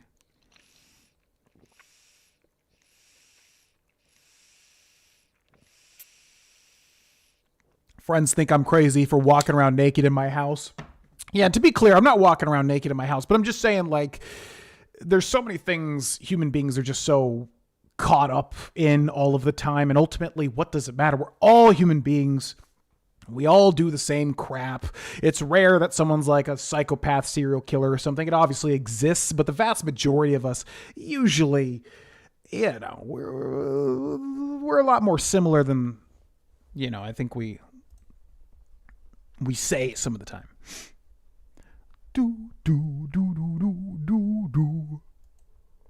Greece and Rome. Oh yeah, the days of Caligula. Time is our real currency lost. Yeah, true. Yeah, honestly. And even that, like, attachment to, like, oh no, I'm getting old, I'm running out of time. But that distracts you from just enjoying the time, you know? I'm so worried about getting old. I'm so worried about, sound like Trump, so worried about losing time. Losing all my time, getting so old. But when you're so worried about it, you're not just enjoying it. So what's even the point? You're not even, like, in the moment enjoying the time that you had. You're so fearful about losing it. You're not even enjoying it. So what's like, what are we doing? We're it's like a negative cancels out a positive or whatever. You know, we're in the same spot. It doesn't even matter.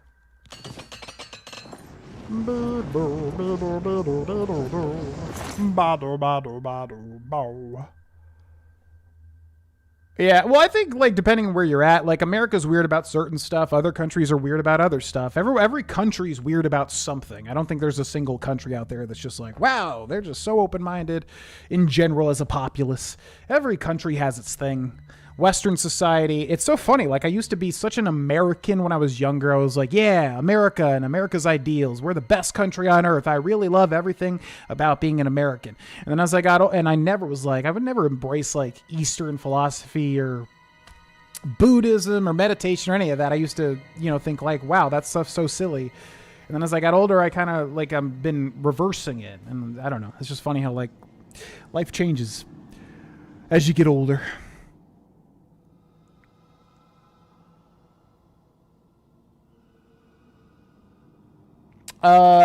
Yeah, Western North Carolina. So yeah, more closer to the mountain ranges and everything like that. Yep. I don't know much about, like, I mean, North Carolina, like I said, is so large that I really don't know much about a lot of different pockets of it. But where we're at, yeah, more on the western side, is absolutely gorgeous. But I am curious what the rest of the state looks like. Yeah, I know, right? Trey Terra, I was thinking the same thing with the illusion upgrade. So many different types and techniques, both scientific and spiritual. It's such a broad subject. Yeah, and to be clear, like, if I'm sounding like really woo-woo to any like more pragmatic people out there, I am not woo-woo at all. I've always said this, I'm not spiritual. And the reason I mention this, no judgment against people that are spiritual, woo-woo people, whatever you want to call it. Like, no offense or no judgments there. The only reason I mention that is just because everything that I do in this area is more about pragmatism, like a practical approach to, you know, being more in the moment, whatever you want to call it, meditating, everything like that. It all comes from like a pragmatic,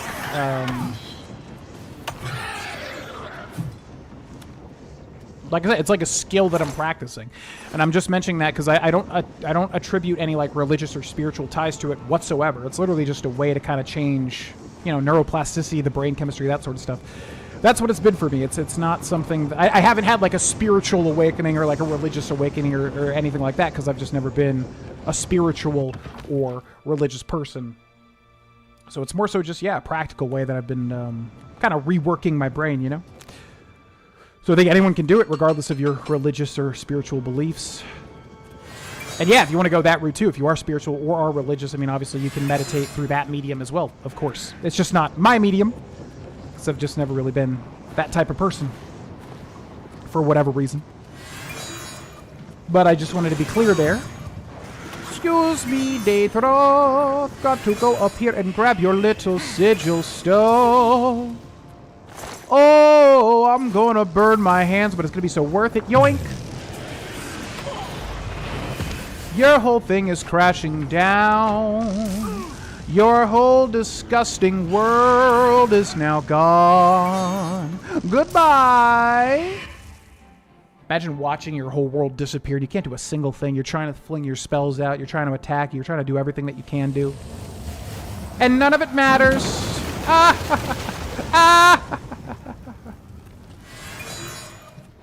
Let's check that sigil stone in a second.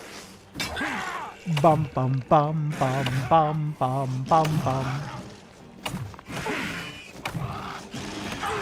The Sierra Madre letting go thing. I would love to play that again now that the last time I did Dead Money, I didn't know anything about meditation. I would love to play Dead Money now and try to align myself with the central message more so than I ever have been able to do. Yeah, that would be a fun little experiment. Because for anybody that's watching that never, like, kind of knew what they were going for, because I really didn't for, like, a long time. I didn't really get it, because I always kind of paid more attention to gameplay and, like, completing the mission than really getting, like, the themes a lot of the time.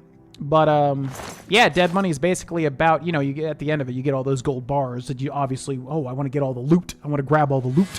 I want to, you know, I'm breaking into a casino here. I want to get the stuff and get away with it. But the central theme of the Dead Money DLC for Fallout New Vegas is, yeah, letting go. You have to let go of the attachment to, you know, the riches. And Elijah couldn't let go, and that's what consumed him, right? It consumed him and destroyed his life, depending on how you choose the ending for Dead Money. He couldn't let it go. He couldn't let it go. So it's about letting go. And that's a big part of meditation. So I would like to, yeah, replay with kind of that viewpoint. You know what I mean? That'd be cool. Ba ba ba ba yabba doo ba dee yabba dee ba doo. With everything at Xbox, when do you think we'll get Elder Scrolls 6? Hopefully within the next 2 years. To be honest with you, I'm just not really holding my breath these days. Would love to play it, of course, but it has been a massive amount of time. So when it's out, and I'll play it. But yeah, just not gonna hold my breath. It's been so long. Wasn't the best community member? No, not at all, Trey Terra. I literally don't have a single, like, connotation of interacting with you that has been negative. Not a single one. And I mean that genuinely. What's up, Lord Grand K Master? What order should I do the DLC in Fallout New Vegas? By the way, GV in chat. Probably order of release, because they probably designed it that way. There's like a through line if you really explore a lot and find the little audio logs and things like that. There's kind of a through line. So if you're really curious about that stuff, you probably just want to do them in order, which is Dead Money, Honest Hearts, Old World Blues, Lonesome Road. Lonesome Road is meant as like the ending of Fallout New Vegas, so I would definitely keep that last. It's also the hardest. Not that Fallout New Vegas is that hard of a game, but it's the hardest. So I'd save that one for last. The other three you can kind of interchange, but yeah, I would just go in order of release. The only one I flat out don't like is Honest Hearts. But yeah. Do-ba-da-do-ba-da-do-ba-dee-doo. What's up, back? Welcome in.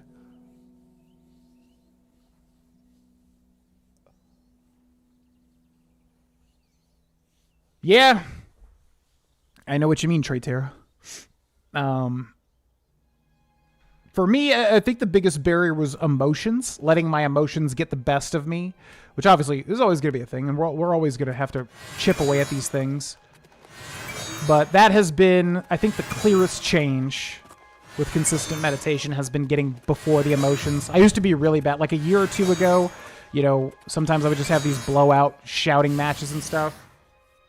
And in that moment, the emotions are just fully grabbing me, like I'm a slave to them in that moment. So being able to get at least, you know, a good amount ahead of them, understanding what you're feeling, and trying to be more of a rational adult has been huge. And that's mental, of course, right? Like, obviously, letting emotions grab you and running away with you. Yo, what's up, Red Pill YouTube Clips? Played along with you, just finished an hour ago. Nice. That's a playthrough I would love to redo, Fallout 2. But hope you liked it. Yeah, I never cared about getting the 3 bars, because honestly, offloading everything and trading for caps has always been a bit of a pain. So I never really cared that much about getting every single bar. I usually take, yeah, exactly 2 to 3. And I'm good. Ba-da-da-da-da-da. What's up, Pierce?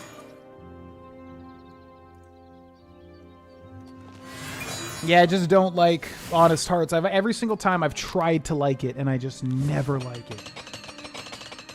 I don't know, man. That looks like Colorado over there. The Rocky Mountains. I just can't like it. I don't know what it is. It's... I tried. I really tried. I'm like, why is Fallout New Vegas so good in everything else? And then Honest Hearts just doesn't click. And every time it just never clicks. 5 social emotional competencies I've learned about Teach Now. Yeah, I want to pull that list up and then we can discuss it tonight. 5 social competencies? I want to at least like browse them. Wait, what is it called? Case L? Is that what it is? 5 social emotional competencies.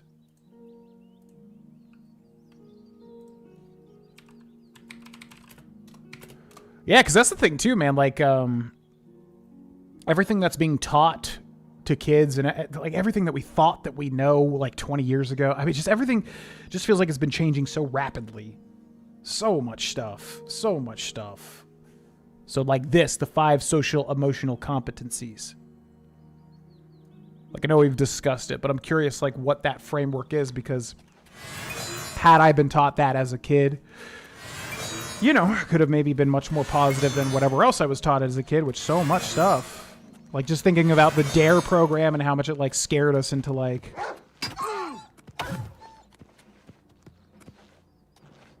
Do it. You know, like, the DARE program as a kid just really made me think, like, oh, man, if you do... Not that I've ever done drugs outside of marijuana... But like if you ever, you know, do coke one time, you will explode. Like that's what it made us think as kids. Like if you did any other drug, like anything, weed, even whatever, any drug ever, you would die instantly. You would just die. Like that's what I took away from going through the DARE program as a kid. He's like, one drug? Oh, you smoked weed? Yeah, have fun dying and burning in hell forever. Like, that's what they instilled into us, you know what I mean? Just kind of funny looking back. Hit me. Do it! Do it! Ba, ba, ba, ba, ba, ba.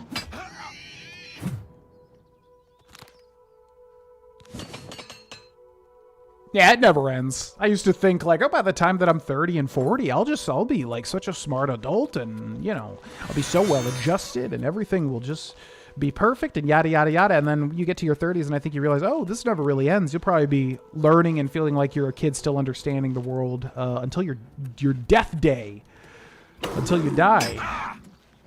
There's really not like understanding everything. And that's a good thing too. I think it's a good thing. We never fully,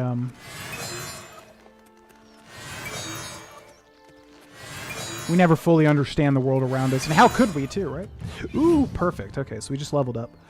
So let's go remember to train Sneak, which I guess is still probably the best. We could also train Blunt, though. I would kind of like to get done with Blunt, because, man, this is taking 1,000 years to level up. Here, let's go back to Dunbarrow.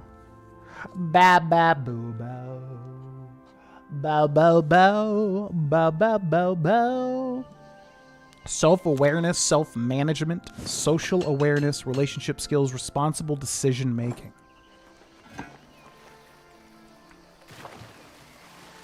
Yeah, that all sounds incredibly important, obviously. It would take me a little bit of time to, like, muse on them and understand how they all fit together.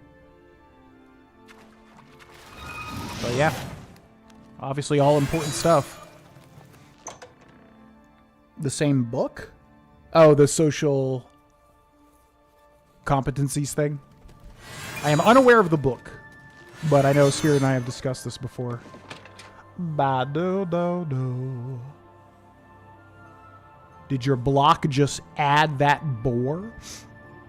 Yo, adios, Roger. Thanks for watching.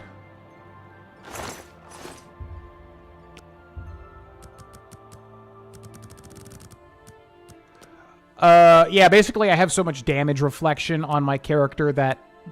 So much damage reflection, so much defense, so much health that everybody that attacks me just kills themselves. It's pretty funny.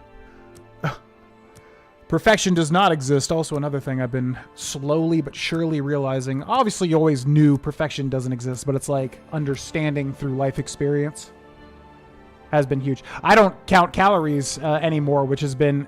Like, I never would have thought I ever would have, like, not counted calories.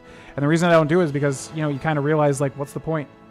You lose weight, you get to be where you want to be, and then you have to let yourself eat food. And that was always something, for me, that was always very scary, giving myself the freedom to eat and enjoy food in a balanced way.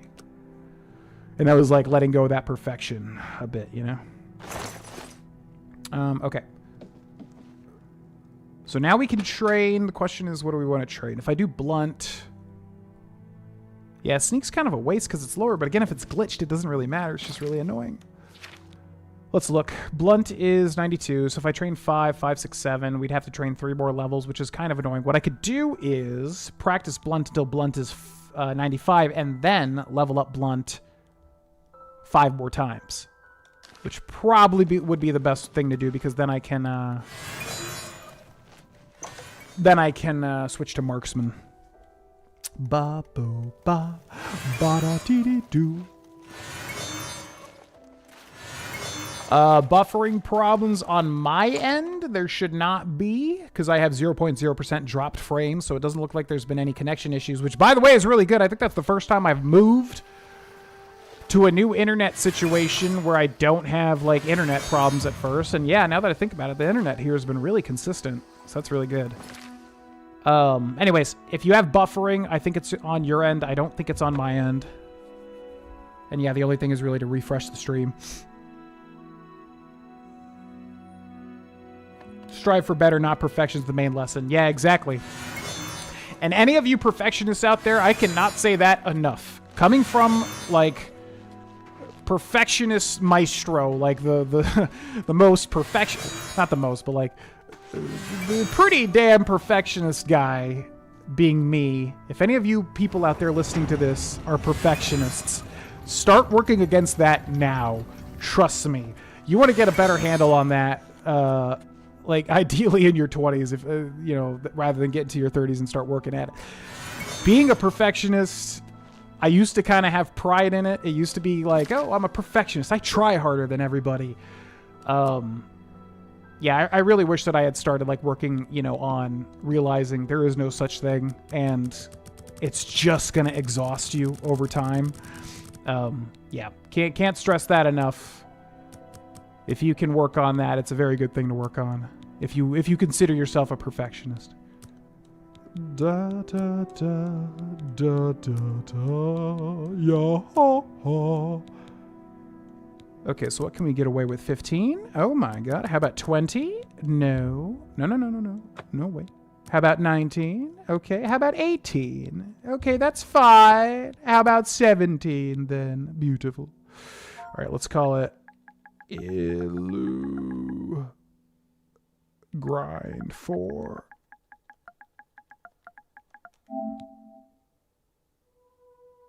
Bam. Cool. And this should get us up there super omega quickly now.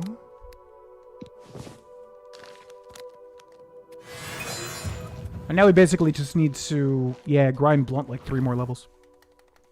Do ba da do da da do da dee do. Yeah, ba da do da da do da dee do. Yo, what's up, Watari? Welcome in. Going well, just slowly but surely painting and getting everything set in the right place.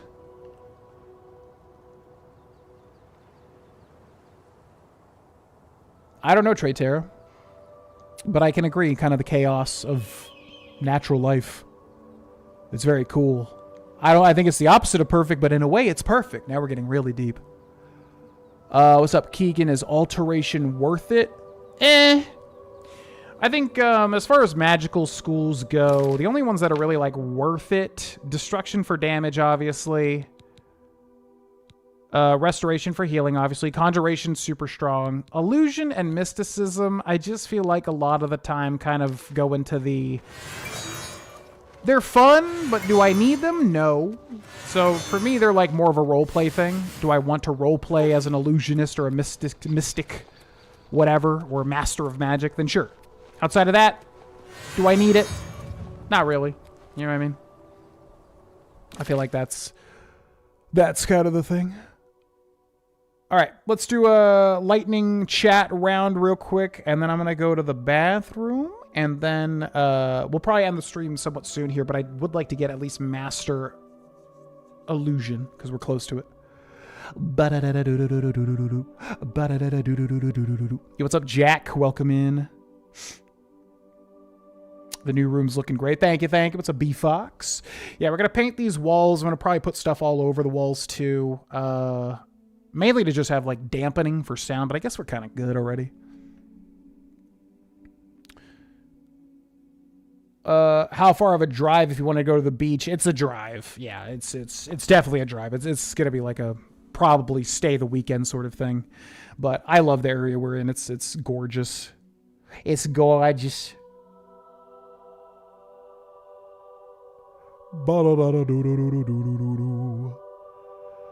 Yeah, like I said, being a perfectionist is cool because, like, you try hard, you try to be good at things. Sometimes that stands out, especially in your early 20s when you have a lot of moxie, I think. You can be more charismatic, you know, you can kind of funnel it into your personality to be like, I don't know, you put intent. You're a perfectionist, so you're putting a lot of intent into things, and that's an attractive quality, in a person. But like I said, I think when you get into your 30s, it just kind of burns you out into a lot of things. You realize like how hard that is to keep up all of the time, being a perfectionist. At least that's been my experience. So I don't know. Yeah, and it's like, yeah, exactly. You're never satisfied because, like, yeah, like working out for the longest time, I had to do everything like so perfect. I had to put the exact right amount of effort in, and if I didn't, I would feel like, well, the workout's a wash now because I didn't put the maximum effort in. And that's bullshit. Of course, that's not how it works. Like, you put in the effort that you have with the energy that you have, and then that's a good thing. So understanding that was huge. The one guy said, want this to look perfect, and he went straight up, was like, I've never done a perfect tile job and never will. Yeah, Yeah, that would be a tough job for me to do, like flooring. Because I'd probably have to make sure that shit was like perfect. I agree, Trey Terra. I agree. It's been a good stream.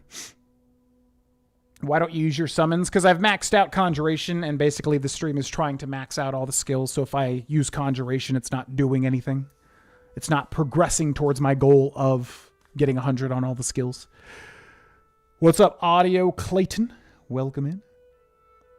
Yo, Adios Kez. Thanks for watching. Same to you. Same to you. Any hidden treasure recommendations? Man, we found that one. I would just say the entirety of the Shivering Isles. As far as like vanilla exploration in Oblivion, I'm not a huge fan of it. It's just a lot of caves.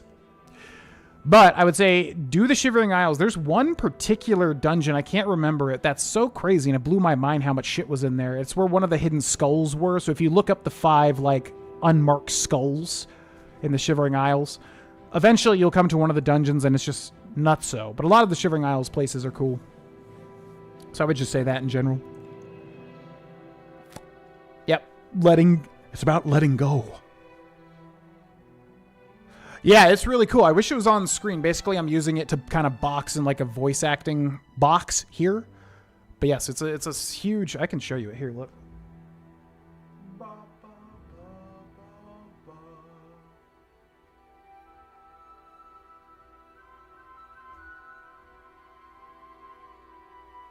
Yeah, it's basically like a huge Japanese... It's heavy as hell. It fell against the wall the other day and it left a huge mark. But it's beautiful. It's gorgeous.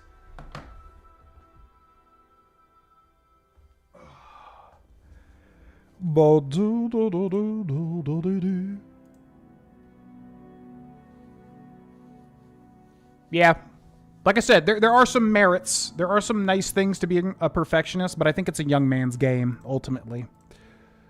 I wonder how many people are perfectionists that, like, are still perfectionists into their 40s and 50s. Like, I would love to see a study. Wait, what? Oh, that's weird.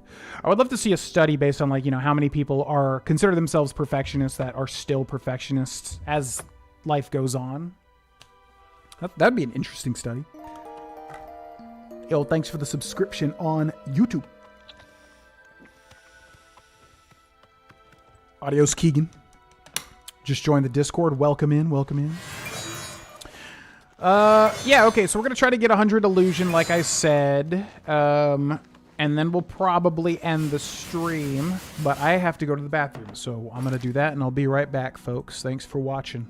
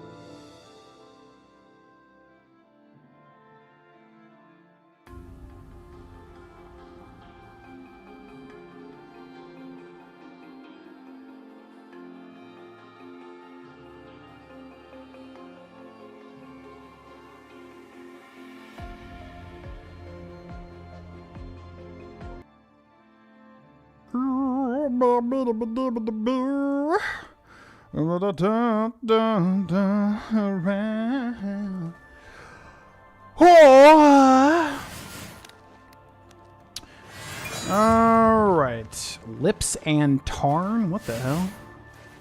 We discovered that? Ooh. Yeah, I just put like a random thing here because I was thinking there would be a dungeon, and there was, and it's called Lips and Tarn? That almost sounds like a fake meme name or something. Whoa, look at him go. Oh, wow. One hit kill. Goodbye.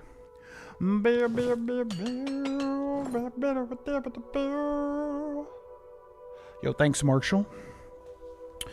Perfectionism is a self-delusion that only harms us. Life is messy, and the more we embrace imperfection in ourselves and others, the greater our capacity for love and appreciation and joy.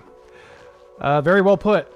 Yeah, I think it just went hand in hand. Like I said, not to keep harping on the meditation thing, but I think it went hand in hand with that. It was just like, you know, when you just practice being in the moment more, it gets very difficult to like want to keep adding to perfection, because I think you just realize like, oh well, when I'm trying to do this, I'm not really like enjoying the thing that I'm doing to the fullest that I can. What is Lips and Tarn? Literally called Lips and Tarn. Lips and Tarn.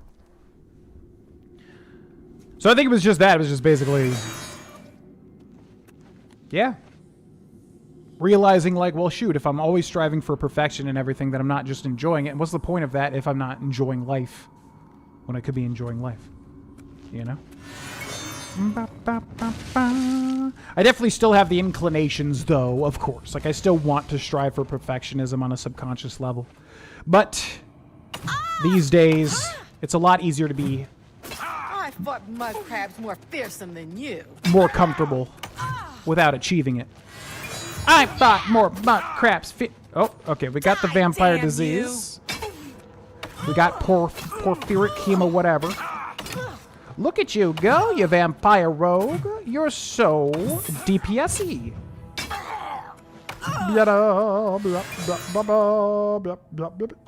Oh, I thought we just crashed there for a second. Okay, so we got to remember to do a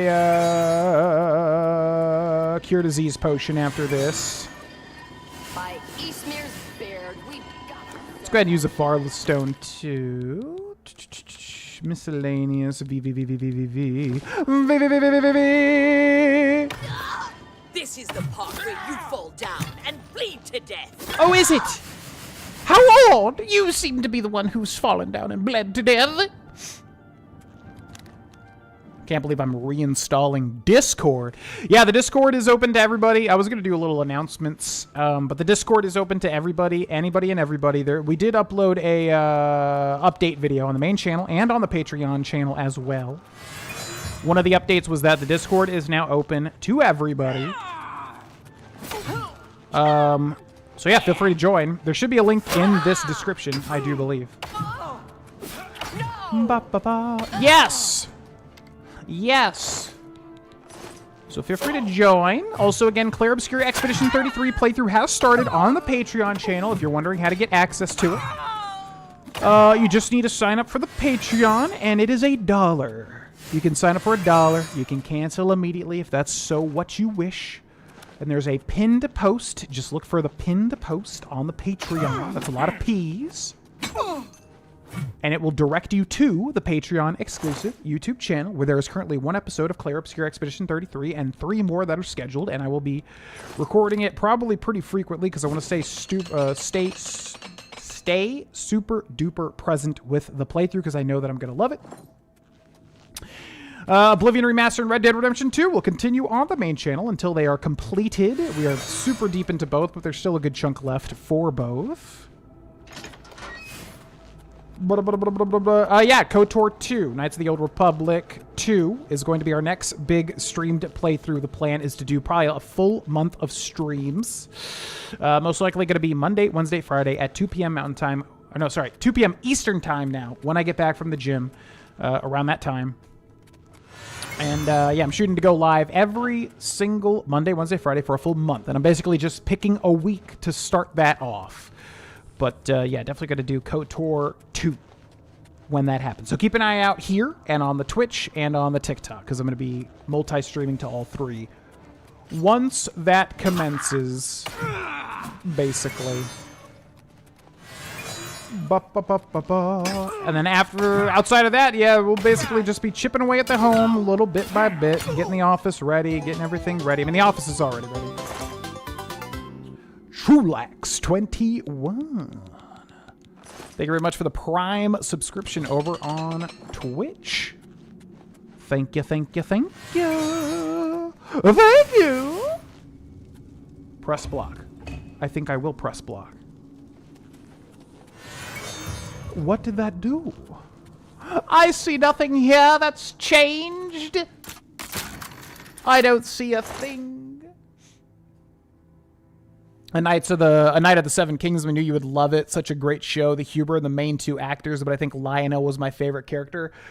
What a breath of fresh air, man. I really cannot say how much I loved A Night of the Seven Kingdoms. Like, as soon as that opening joke happened, which I don't even want to spoil for anyone that hasn't seen it, but I'll just say it starts to play the Game of Thrones, and it starts to get epic. I was immediately hooked. Like, as soon as that happened, I was like, oh, we're taking this in a different direction. Yeah, loved it. I am so excited for season 2. Just such a small show, but that's exactly like what Game of Thrones needed. It needed like a much smaller scale, little vignette type show. Yeah, it was great. I can't wait for season 2. And I love the main actor too, that plays Dunk. Love him. The kid's great too. Good kid actor, which is hard to find. Yeah, such a breath of fresh air. Yeah,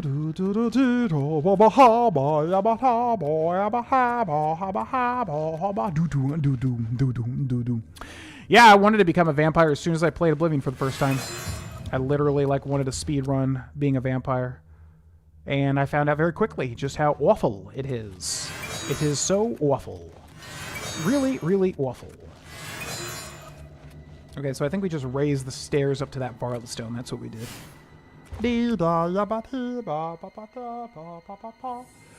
Yep, we talked about Hot D earlier in the stream, and yeah, first episode was much better than... Again, I like season 2, but it's just a thing of, looking back, not a lot got accomplished. And I just wish, yeah, there were, bigger events, basically. But, great episode, season 3, episode 1. Liked it a lot. Much more exciting than I feel like season 2 as a whole was. Which is sad, because I was really, interested in... I forget all their names, because they're literally all Dagon, Rhaegon, Raynar, Raybar, Rebar, Rhynar, Rhaenyra, Rhaedyra, Babira. I literally... people have always said that about Game of Thrones, but I'm really having a tough time with Hot D, but... Daemon Targaryen, Matt Smith, right? Damon? Dagon? It's Daemon, I'm pretty sure. The character that Matt Smith plays. Yeah, I was really into that whole, season 2 thing that was going on with him, and then, doesn't really amount to much. And I just feel like that was a lot of season 2. But, season 3, episode 1, great. Liked it a lot. Stone door to Lips and Tarn.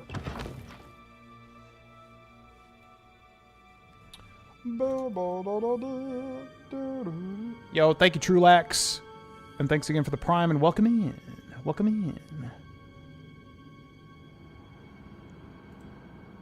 Oh, yeah, I know, yeah. I know, there was so much bitching about the 30-minute runtime, and I'm like, dude, I have ADHD. Probably. Give me 30-minute runtimes every day over, constant 50-minute episodes of everything. I don't understand what is the need for everything to be so long, video games and everything. Everyone just is dying for everything to be 1,000 years and take over your life. Give me a short in and out thing. I would always prefer that. I mean, obviously for Hot D, it's different. You kind of have to have big, long episodes. I get it. But yeah, I didn't mind the 30-minute episodes at all. It's a much smaller scale show. It makes sense. I couldn't believe that criticism that I kept hearing about A Night of the Seven Kingdoms. Having 30-minute episodes was fine. ba ba ba ba. Zuba ba bi ba. Yap ba boop ba ba. Why y'all ain't got nothing that I want, huh? Hello? Who's there? Hello? What? I heard in this game if you go in the daytime as a vampire, it kills you. Is that true? Yep. That is absolutely true, which is why it's horrendous to play as a vampire in this game. Honestly, that would be a mod that I would actually consider as like a vampire rework, because I would love to play as a vampire, but it's such a pain in the ass. Basically, it's like there's 4 stages. If you don't feed, you become the strongest vampire, but you also take constant sunlight damage, which of course makes sense, but gameplay-wise, it's really annoying. And that's pretty much what being a vampire in Oblivion's like, unfortunately. Would you ever actually want to be an Oblivion vampire, like in real life? In real life, if I was like a Twilight vampire or any sort of vampire where there's, you know, virtually no downsides, 1000%, I would love to do it. The only reason I wouldn't is if, like, Cindy couldn't be a vampire and then it's the whole thing where I have to, like, watch my loved ones die, then no, that's going to be, you know, a deal breaker. But if it's like we both could be vampires, 1000%, I wouldn't even think twice. I hate when people are like, oh, boo-hoo, I'm immortal. Oh, it's so tough being immortal. I'm like, give me that any day. I would love to have that. But yeah, if it's like Oblivion, hell no, because like you just, you know, if you have to like actually be a real vampire where you can only go out at night and blah, blah, blah, and your skin's, you know, you're undead and all that, no, it's probably not worth. It's kind of cool, but yeah, it's probably like a nightmare logistically. So no. Your presence here will not be tolerated. My presence here will not be tolerated. You'll die. My presence here will be asserted. Oh, yes. Yeah. Ooh. Okay, who else? Who else? Die, Kerr.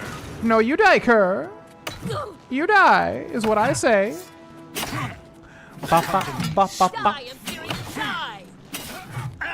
No, oh my god, I completely forgot about Fallout Season 2. I got really sidetracked. I watched the Ghoul's actor in The White Lotus Season 3. What's his name? Walton Goggins. I completely forgot about, Fallout Season 2. I have to watch that. I'm probably going to finish Nathan Fielder's The Rehearsal Season 2. And then I will finally watch Fallout Season 2. I know. It's crazy. And everybody likes it too. Bum bum bum bum bum. Bum bum bum bum bum. As a Dunmer, it's ridiculously OP. Being a vampire? Why is that? I'm forgetting the unique interaction. Bum bum bum bum bum. Bum bum bum bum bum. Okay, we only got 3 more levels of Illusion. And then it's maxed.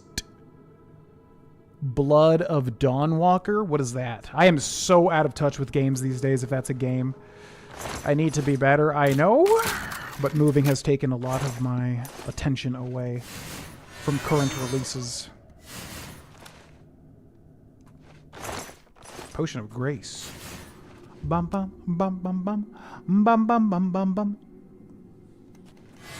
We already look like them. We even take damage in the sun. Yeah, it's like, oh man, what a great film, Sinners. I don't want to spoil anything there either, because if you haven't seen Sinners, genuinely one of the best films I've seen in a long time. But it's like that. It's like, if I can, you know, if it's fun being a vampire, sure, absolutely. If it's like a living nightmare, logistically, then no. And if I have to watch, you know, my loved ones die in front of me as I stay the same age as they get older, I mean, that's just too much mental anguish for any human being to take, I think, unless you're literally just like a psychopath or something and don't mind that. Oh, you're like the boss of this area. Wow, you were so bossy. You're so difficult. But yeah, hey, if it's like a cool Sinners vampire, I mean, absolutely. Okay, 1 more point of Illusion, and then we're done. And that goes up. This might be like a shortcut out of here. So that was interesting. Little like vampire dungeon called Lips and Tarn. But again, just like nothing unique, man. Just put a freaking weapon in here or something. Long sword of voltage, which is cool, but it's just not unique. Give me a reason to come here, you know? I know you just say, oh, just explore, but I just want a reward, that's all. The references in Fallout Season 2. Yeah, that's a good idea. That's a good idea. I'm sure there's going to be 1,000 of them. A true vam. Oh, yeah. I think I know what you're talking about. Oh, the fire resist. Duh. Why did I not think of that? Illusion mastery increased. As a new master of illusion, you know what is and is not real, and how to fool the minds of your opponents. You can now cast all illusion spells, which you'll definitely use. Absolutely. Okay, cool. Did we not get the illusion training quest? I should have, because anything above 75 I should have. Let's see. Did I not get the illusion? Blade, security, acrobatics. I did not. Okay, so let's find that.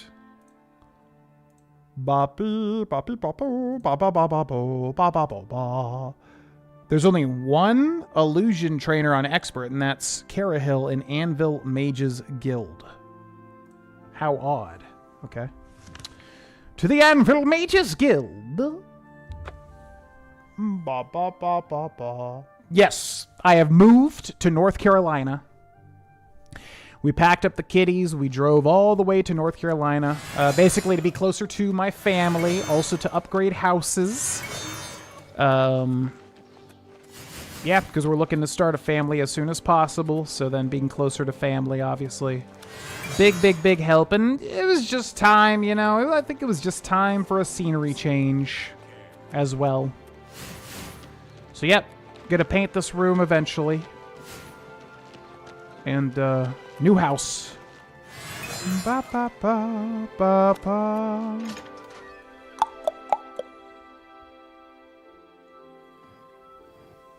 Yes, karaoke. We will do that too. Yep. Hello, Karahill. I need training! Martina Floria at the Arcane University has a much better mastery of illusion spells than I. You should travel there and speak with her. Yeah, souls being damned for eternity. Now, that's a thing, like, I would have to, like, okay, so is heaven and hell real? Okay, then my soul's actually damned. Yeah, I mean, that's a good point. Good day. That is a good point. If I'm living in a world where, like, heaven and hell is real, or having your soul be damned is actually, like, a big negative, then, yeah, I probably wouldn't go that route, because as fun as it would be in the short term, being in hell forever or whatever, that's not going to be worth it. Yeah, so in that case, no. I would not damn my soul for eternity. Don't think it would be worth. Who's your favorite Oblivion Prince? Mine is Dagon. I think I answered this before, but I would say mine is Sheogorath. The Daedric Prince of Madness. All right, let's go make one more spell, and then we're going to end the stream, but I will do one karaoke song, and I already know the song. Actually, it's between two songs. It's a song that I know that I can do, but I want to see if I can audibly hear an improvement. There it is. All right, so I think now we got to work on mysticism, right? Character, I think mysticism is the last school, 52. Yep. Okay. What is a mysticism spell? Detect life, probably. What's a good one to spam?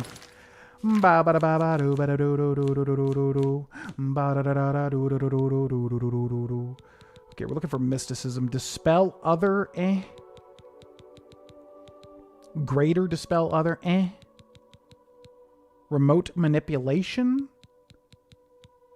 We basically just need a high-cost mysticism spell, but I don't know what the best version of it is. Soul Trap? But I don't think it's like Skyrim where you can cast that on a dead body. I guess it's just going to be life detection, huh? Or dispel on self? I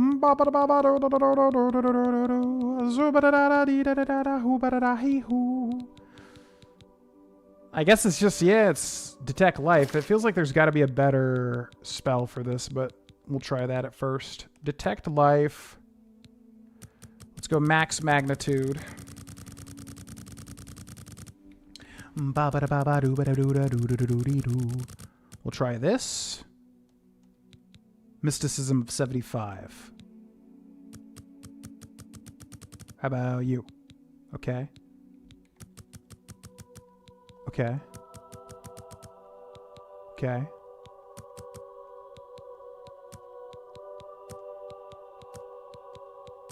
Come on. There. Okay, then we'll call this Mystic Grind. There.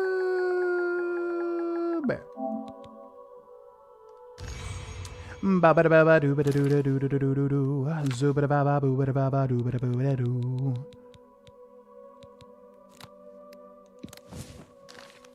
just feel like Detect Life doesn't really level it up that fast, but actually that's not true because it goes off of mana cost, so it just depends on that.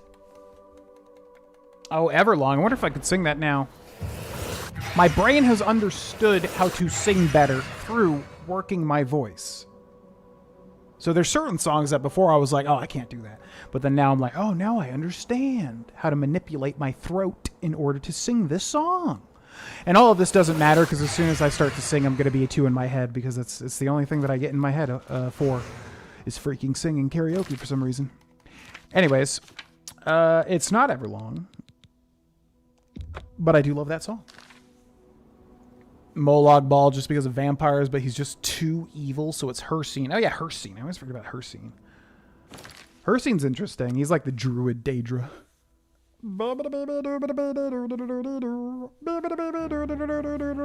What's up, E-Bags? Welcome in. Alright, that's it for Oblivion, ladies and gentlemen. We got quite a lot done. Like I said, if you want to see me play this game, check out the Patreon. Claire Obscure Expedition 33. Claire Obscure do do do do do do do do do do. Check out the Patreon. All right. So as I promised, we're going to do one karaoke song. And I got to remember how to do this.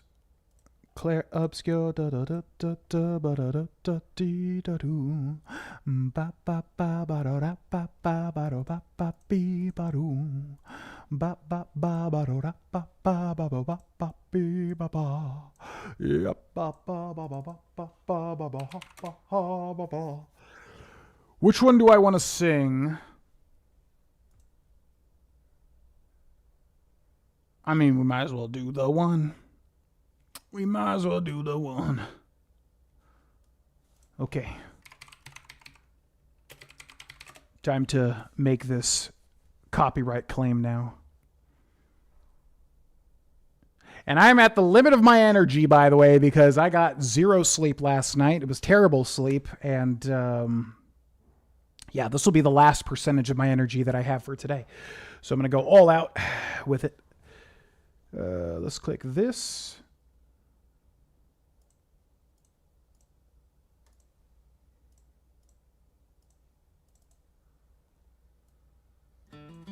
I always don't know how to balance the audio. Bum bum bum bum bum bum.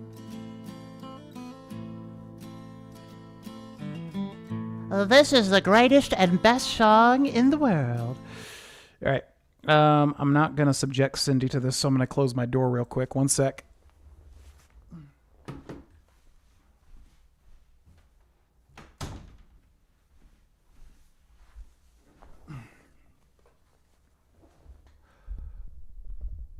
Be you angels? And we said nay. We are but gods. All right, here we go, ladies and gentlemen. I'm probably going to reduce the audio a little bit.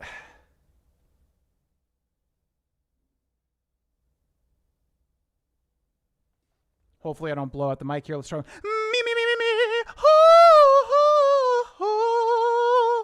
Okay. Let's do it.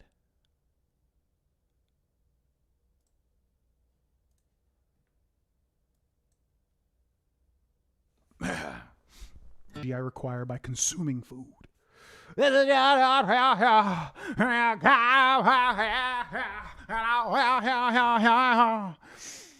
Yeah, that's the Jack Black songs I know that I can at least not butcher them. I would like to work to sing actual, other songs and nail them. But those, for whatever reason, Jack Black's vocal range is the same as mine. And I went a matter of opinion. The flute guy, I think, did I watch the last Game Award? When even was that? No, it's all good. It's my own fault. Not my own fault, but last night I don't know. It was hot and I couldn't go to sleep for whatever reason.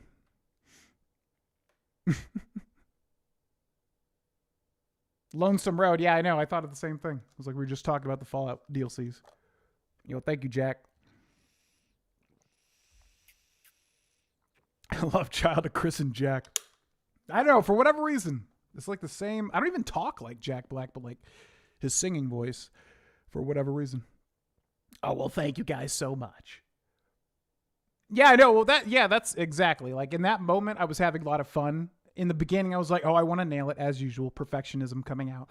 But then halfway through, I was like, no, I'm just going to enjoy it in the moment. And then it makes for a more fun experience, which I'm trying to get better at. It doesn't matter if I perfectly nail the song. What matters is it was fun.